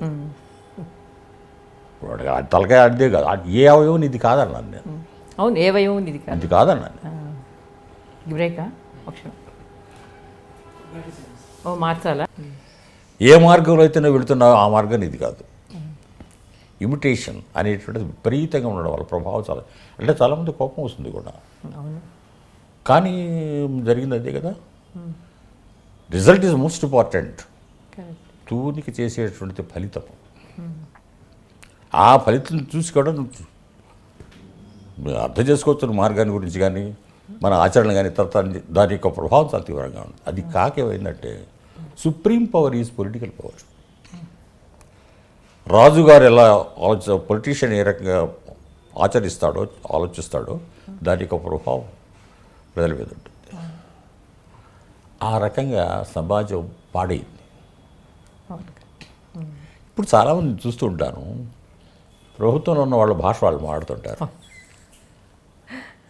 నా బాగా ఆశ్చర్యం వేసింది. ఈ భాష ఇప్పుడు చూస్తే దాని ప్రభావం ఎంత ఘోరమైన విషయం అదే. అంటే మన సొంత ఆలోచన లేవన్నమాట. ఈ అవునా కాదా అంటే స్వాతంత్ర్యం ముందు స్వేచ్ఛ పోగొట్టుకున్నారు. ఒక్క మాట చెప్తాను, అదేంటంటే ప్రజాస్వామ్యం అంటే అర్థం ఏంటంటే నువ్వు ఎంచుకోవడానికి అన్ని రంగాల్లో కూడా దేనికి సంబంధించినప్పుడు కూడా ఎంచుకోవడానికి వీలయ్యేదాన్ని నీకు స్వాతంత్ర్యం ఉండడాన్ని స్వేచ్ఛ ఉండడాన్ని ప్రజాస్వామ్యం అంటారు. కరెక్ట్ కరెక్ట్ చెప్పింది. అది డెమోక్రసీ. ఇప్పుడు అందుకే అంటున్నాను, మీరు రాసిన టైంలో కంటే ఇప్పుడు ఇంకా ఎక్కువ కుదించుకుపోయి సంకుచితంగా తయారైంది సమాజం. మార్కెట్కి వెళ్ళా, అది మామిడి పండ అరటి పండు ఏమిటో నాకు ఎంచుకునే అవకాశం ఉన్నది. జనం అంతా కూడా మామిడి పండు అయితే తినవాలేను కాదు, జాత అంతా కూడా ఈ చొక్కా వేసుకోవాలని, ఈ చీర కట్టాలి, ఈ రంగు వాడాలి కాదు. అంటే మీరు ఎంచుకోవడానికి సెలక్షన్కి అవకాశం ఇవ్వడం అనేటిది మీ భాష కావచ్చు, మీ ఆలోచన కావచ్చు, దేనికి సంబంధించినప్పుడు కూడా ఒక స్వేచ్ఛ ఉండడం దాన్ని డెమోక్రసీ. That is misused. నువ్వు ఎలా ఆలోచించాలన్నది మీ బుర్రలో పెట్టిన దాన్ని ఇప్పుడు స్వాతంత్ర పేరుతో నడుస్తుంది, అది ప్రజాస్వామ్యం పేరుతో. సో అది క్యారీ ఆన్. దాని తర్వాత మీరు రాసిన ఆకాశదేవర్లో ఇది ఇంకా బలంగా వస్తుంది. ఎందుకంటే రాజకీయం వ్యాపారం, వ్యాపారమే రాజకీయం, స్థూలంగా చెప్పాలంటే ఆ కథ గురించి. ఆకాశదేవర కథ ఒక అసాధారణమైన కథ, అది పెద్ద కథ. ఆ ఆలోచన మీకు ఎక్కడి నుంచి వచ్చింది? అంతకుముందు రాశారు మీరు విలోమ కథలు, కానీ ఇది పరాకాష్ట, పైగా ఇప్పటి సమాజానికి చాలా అన్వయిస్తుంది, చాలా బాగా వర్తిస్తుంది.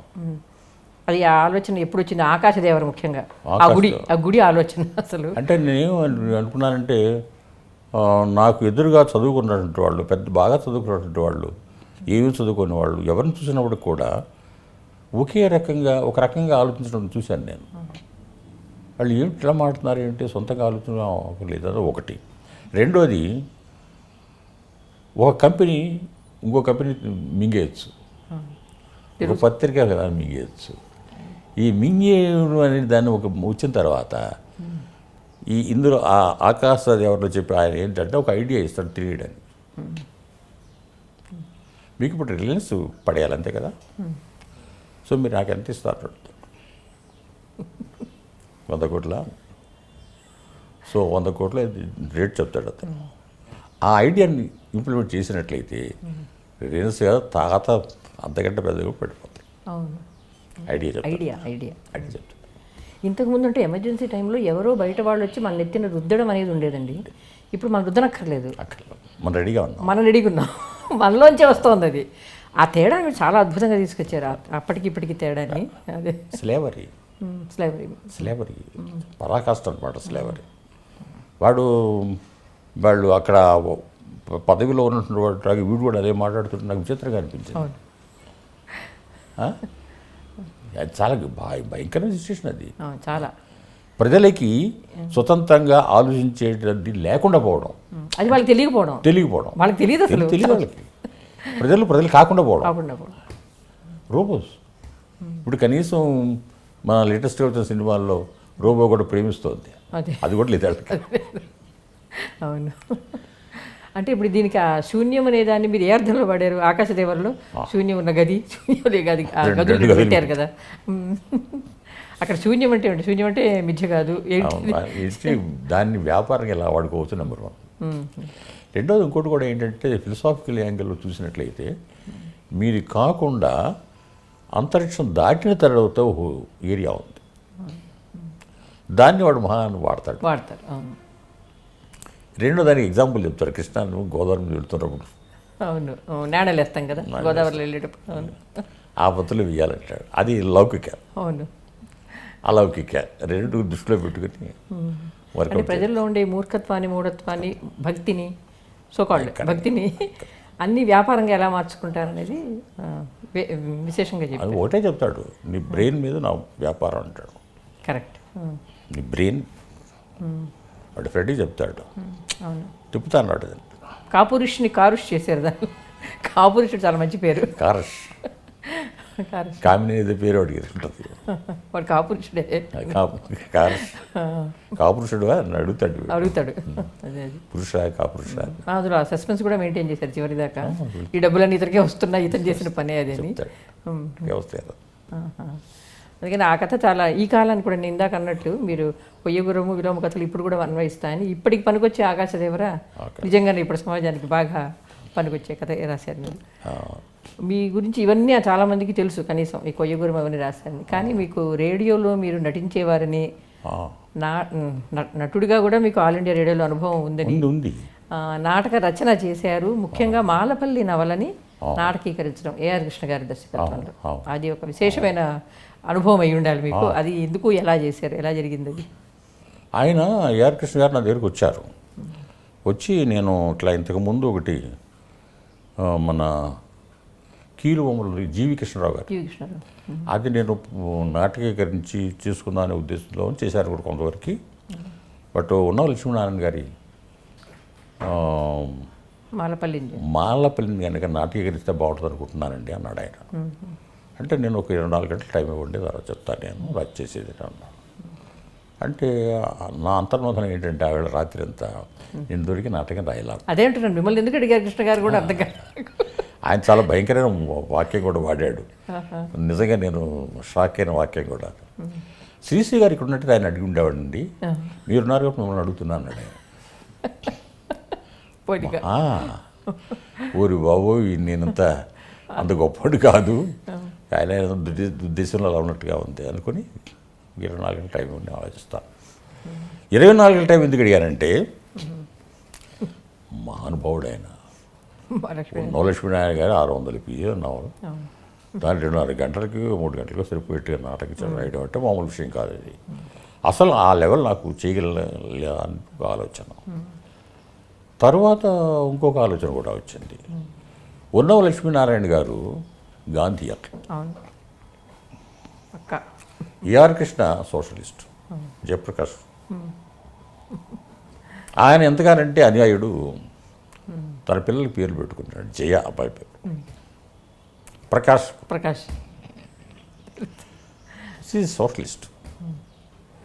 నేను కాదు, నేను కమ్యూనిస్ట్ కాదు, నక్సలైట్ కాదు, ఏది కాదు.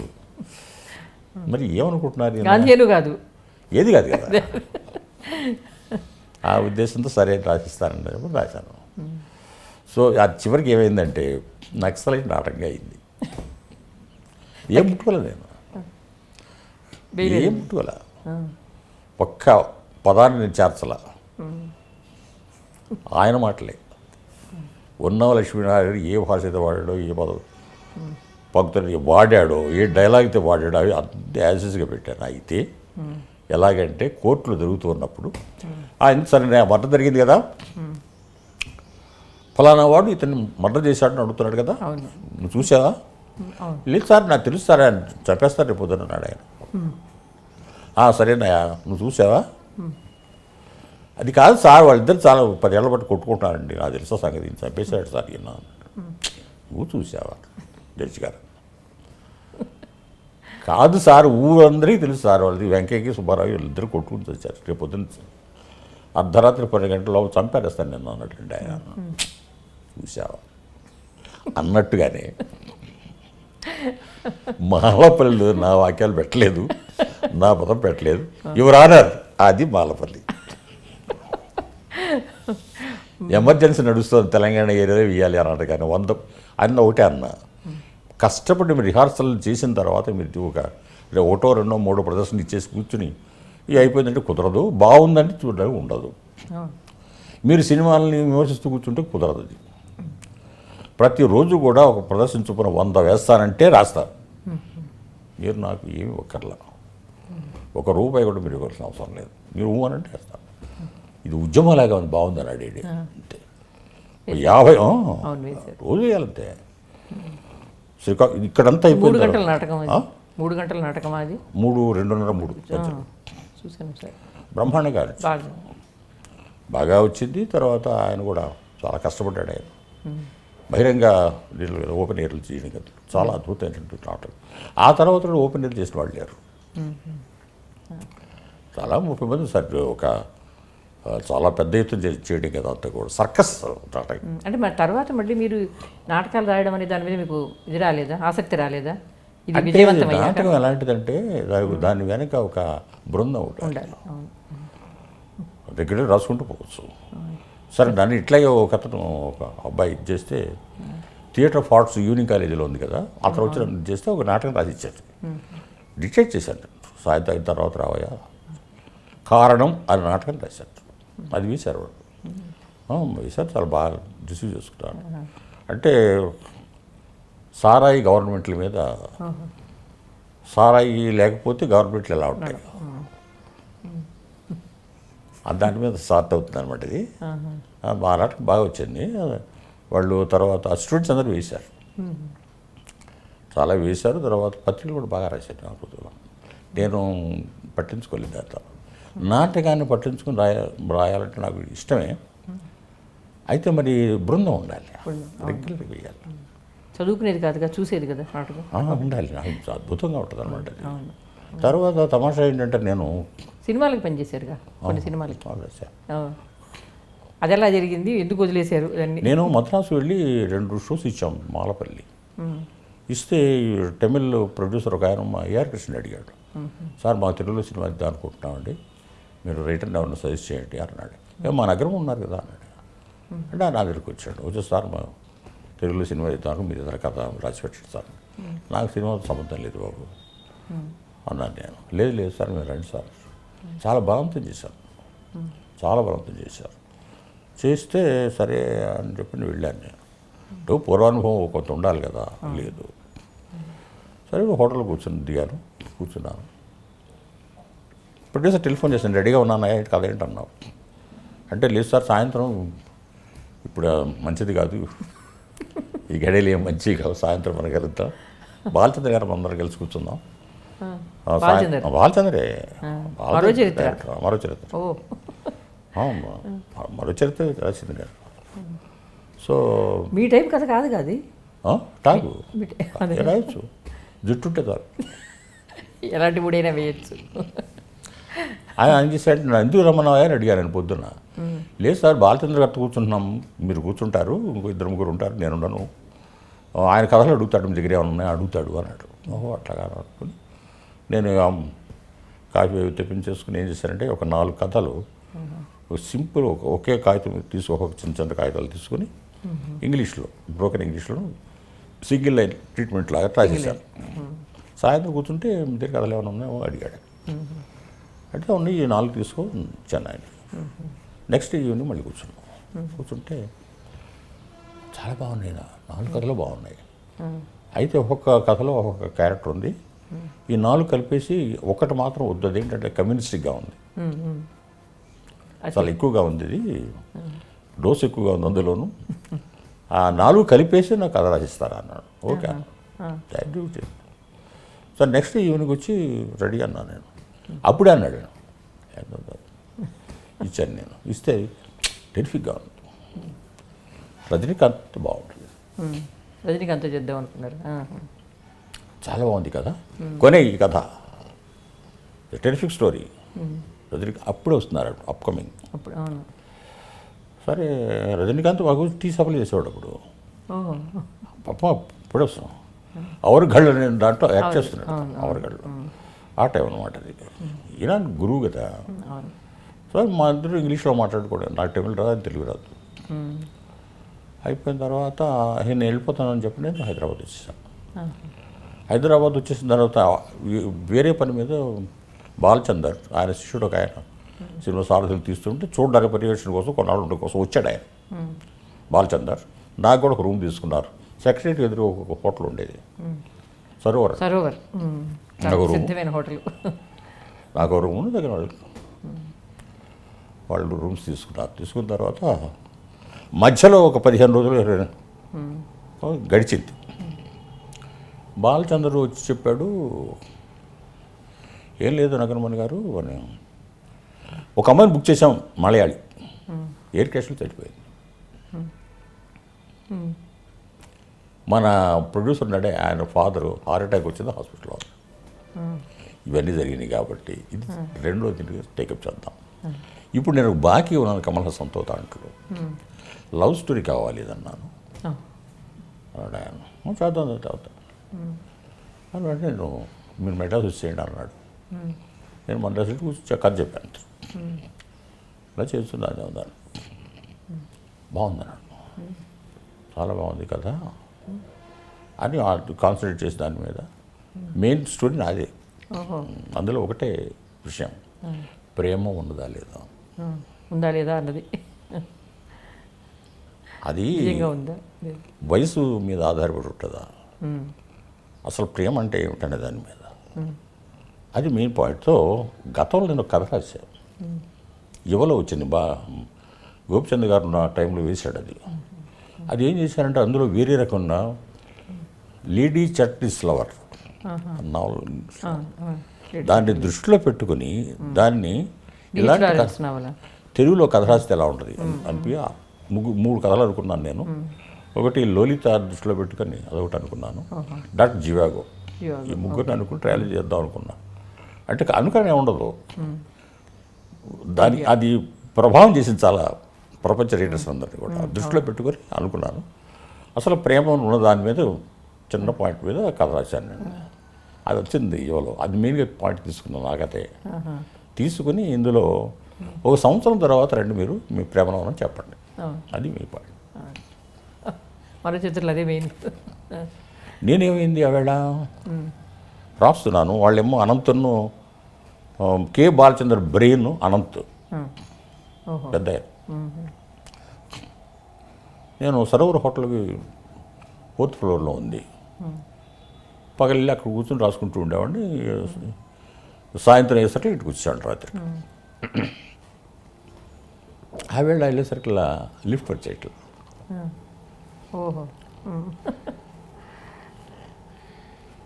మెట్లన్నీ ఎక్కి నా గది చేరుకుని ఏదో కాఫీ తెప్పించుకుని కూర్చొని అనంత్కి టెలిఫోన్ చేశాను. అనంత్, ఏదన్నా సినిమాల్లో ఏ భాషలోనైనా లిఫ్ట్లో పెట్టారు ఏదన్నా సాంగ్ అన్నా, పెట్టలేదు సార్ మనం పెడుతున్నాం, అలా పెట్టింది.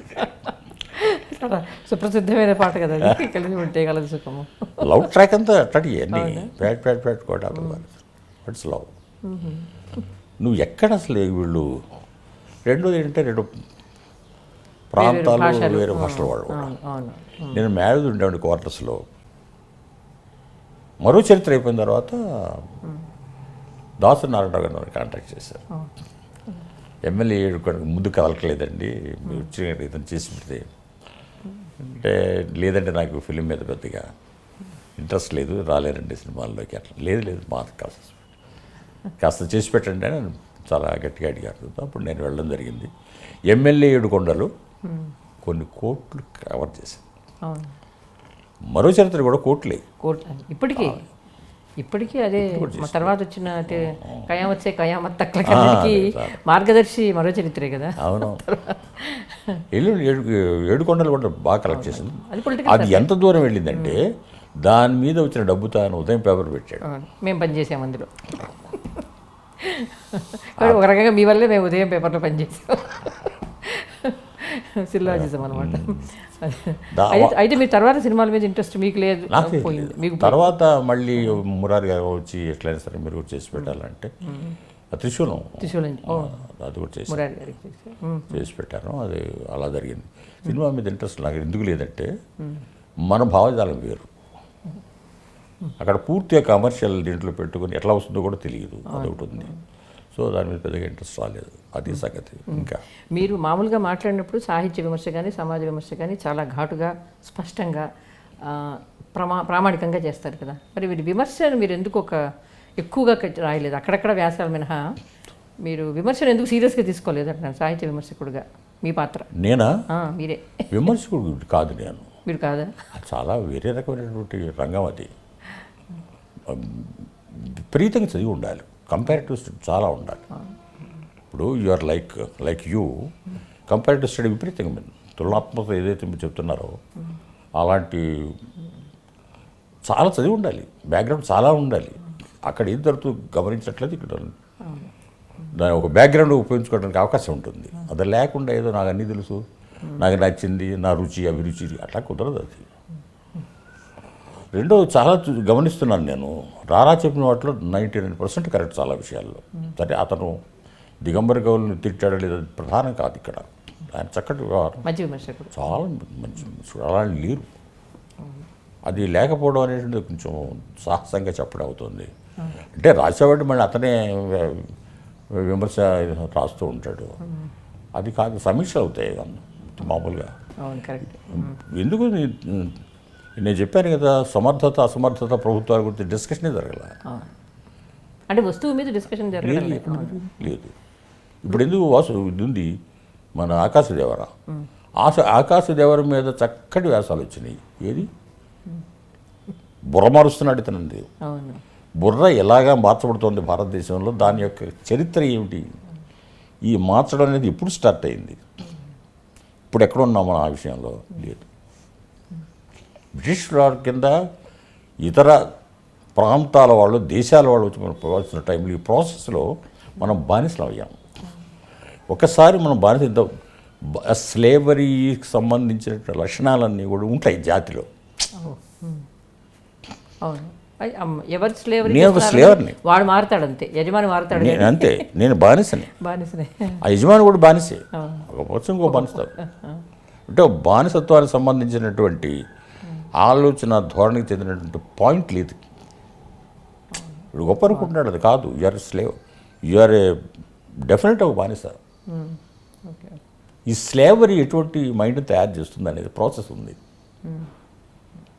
మీరు చెప్తూ నిజానికి ఈ రోజుల్లో ఇప్పుడు జరుగుతున్న మన ఇప్పుడు ఎన్నికలు కూడా జరుగుతున్న సందర్భంలో ఇది ఇంకా ఎక్కువ కనిపిస్తుంది. ఎక్కువైంది, ఎందుకంటే ఈ శూన్యంలోకి వచ్చింది. మీరు అన్నట్టుగా సొంత బుర్ర ఎవరు పెట్టట్లేదు. లేదు కదా, ఆ శూన్యం అది, అదే మీ ఆకాశదేవరలోని శూన్యం, వచ్చిన శూన్యం అది. మనం గట్టిగా వచ్చి నువ్వు చెప్పేది కొత్త విషయం కాదు లేవా అన్నావు, వాడు ఒప్పుకోండి. నీతో ఏ రంగాన్ని తీసుకోండి మీరు, చెప్పిన పెద్ద నోటు చిన్న నోటు చెప్తుంటే వాడు గొప్ప అనుకుంటున్నాడు విచిత్రంగా. అలరావు అనమాట, చాలా భయంకరం కదా జనంతో ఆడుకోవడం అనే.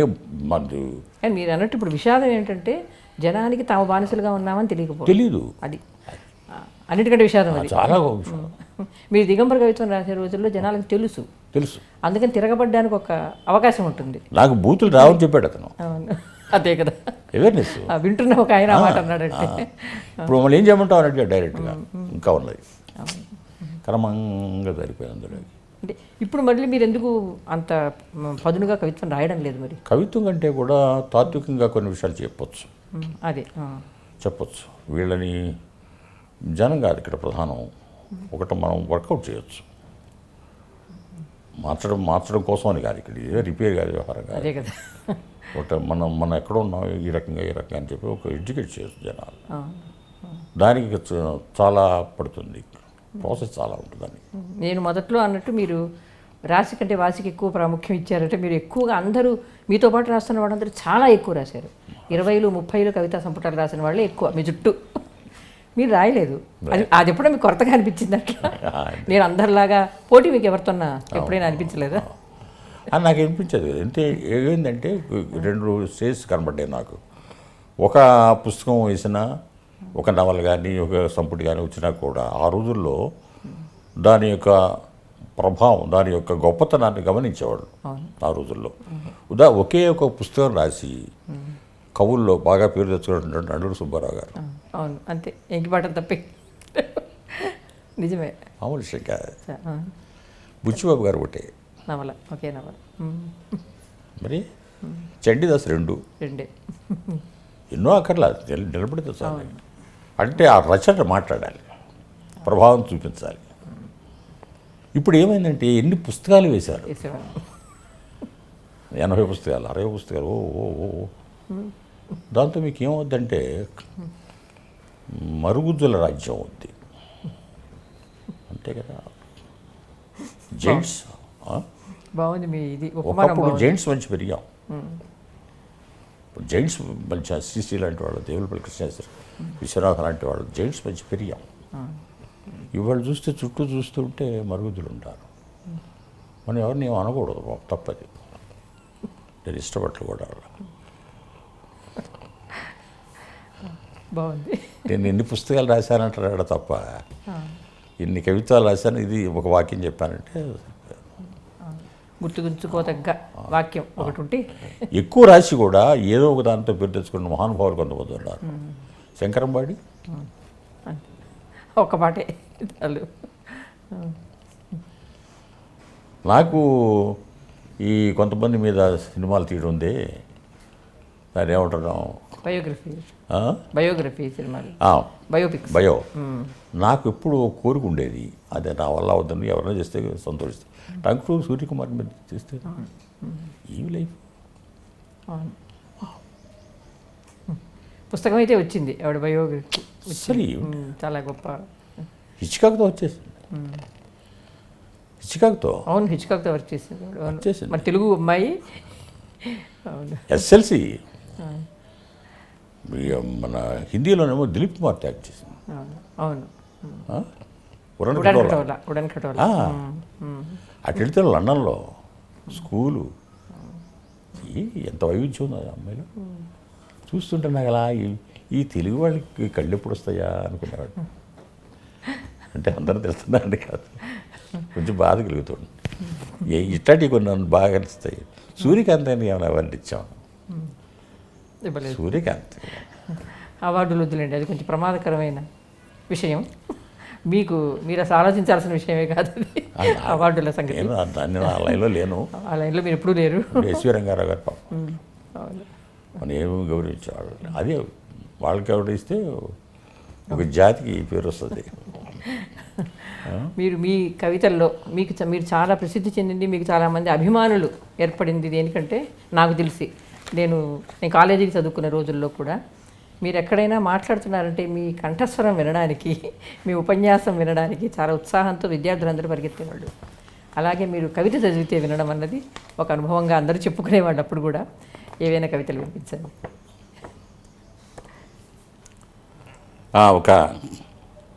ఒక 2 కవితలు చదువుతాను. అందులో మొదటిది శీర్షిక సైగల్.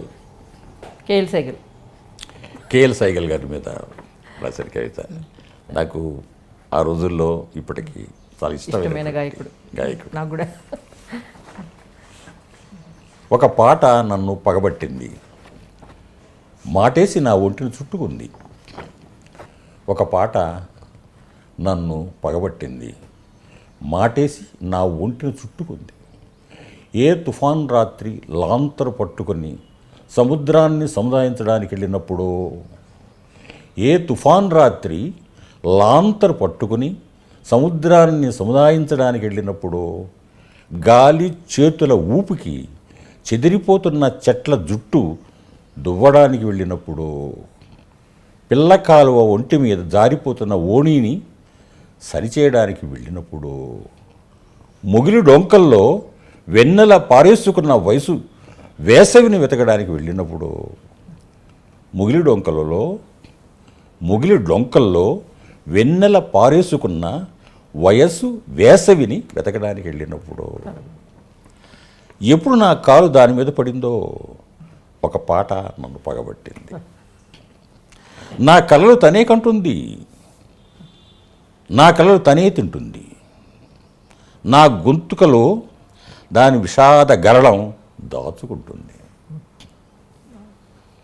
నా గొంతుకలో దాని విషాద గరళం దాచుకుంటుంది, నా కళ్ళలో దాని కుబుసం విడుస్తుంది, నా వెన్నులో జరదరా పాకుతుంది.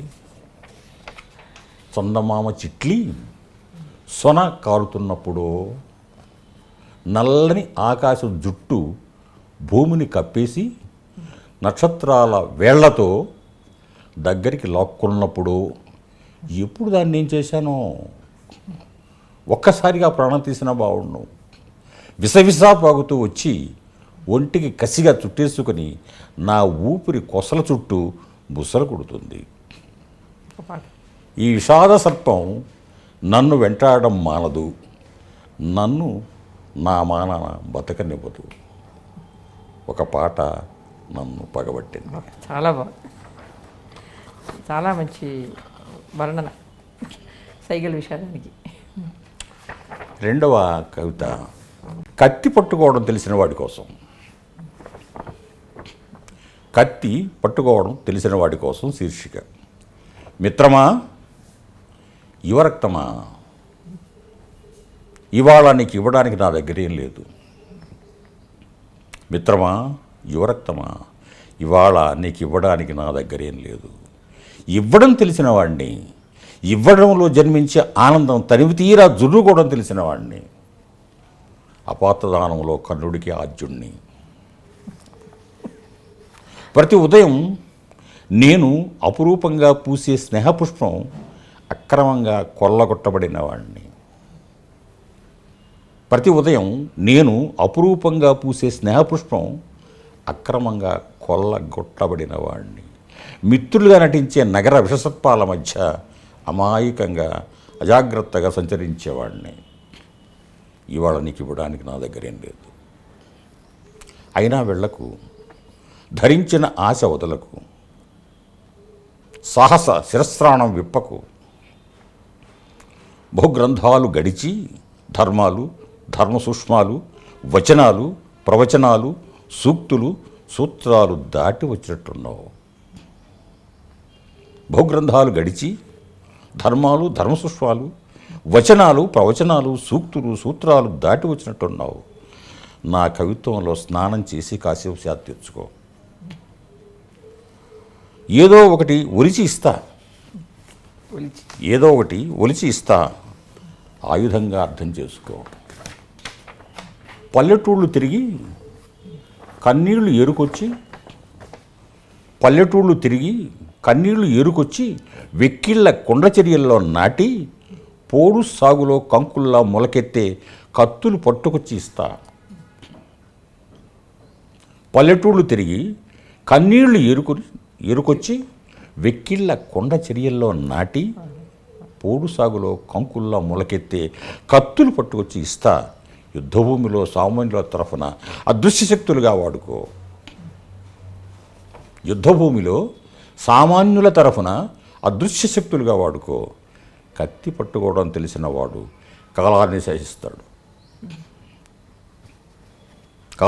కత్తి పట్టుకోవడం తెలిసినవాడు కాలాన్ని శాసిస్తాడు. కాలానికి కవిత్వానికి తేడా లేదు. చాలా జీవితానికి యుద్ధానికి తేడా లేదు. కత్తి ఒక భావం కావచ్చు, కత్తి ఒక భావం కావచ్చు, ఒక దృష్టి కావచ్చు, కొత్త కన్ను కావచ్చు. గతాన్ని ఎదుర్కొనే సాహసమే భవిష్యత్తు గతమే వర్తమానంగా, వర్తమానమే భవిష్యత్తుగా ఊసర వెల్లి కాలాన్ని కనుగొని ఎదుర్కోవడమే సాహసం. గతాన్ని ఎదుర్కొనే సాహసమే భవిష్యత్తు.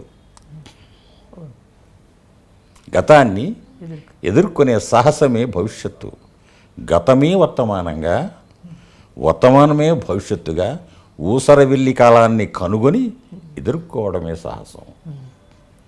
నగరాలు నడిచొచ్చి రాజ్యాంగాలు తిని విడిచిన పేవ్మెంట్ అస్థిపంజరాలు ఎరుకొచ్చి వెన్నెముకగా చేసి ఇస్తా.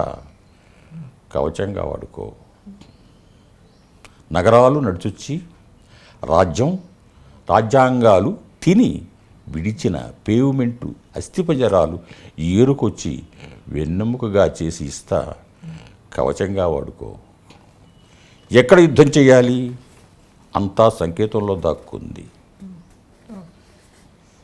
ఎక్కడ యుద్ధం చేయాలి అంతా సంకేతంలో దాక్కుంది.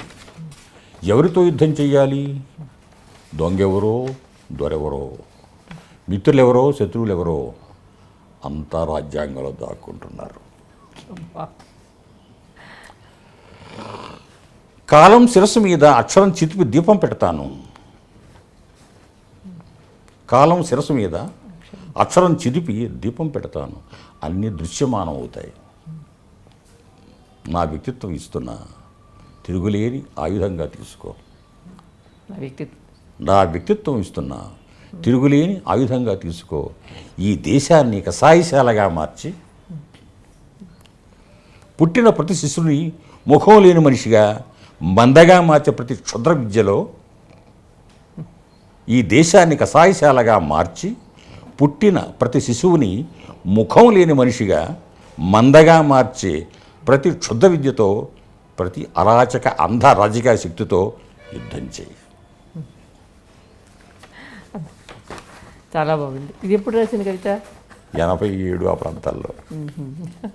అది చెప్పాను కదా, మీరు రాసిన ప్రతిదీ కూడా ఇప్పటికీ చాలా రెలవెంట్గా ఉన్నాయి. ఇప్పుడు రాసిన దిగంబర కవిత్వం దగ్గర నుంచి కూడా.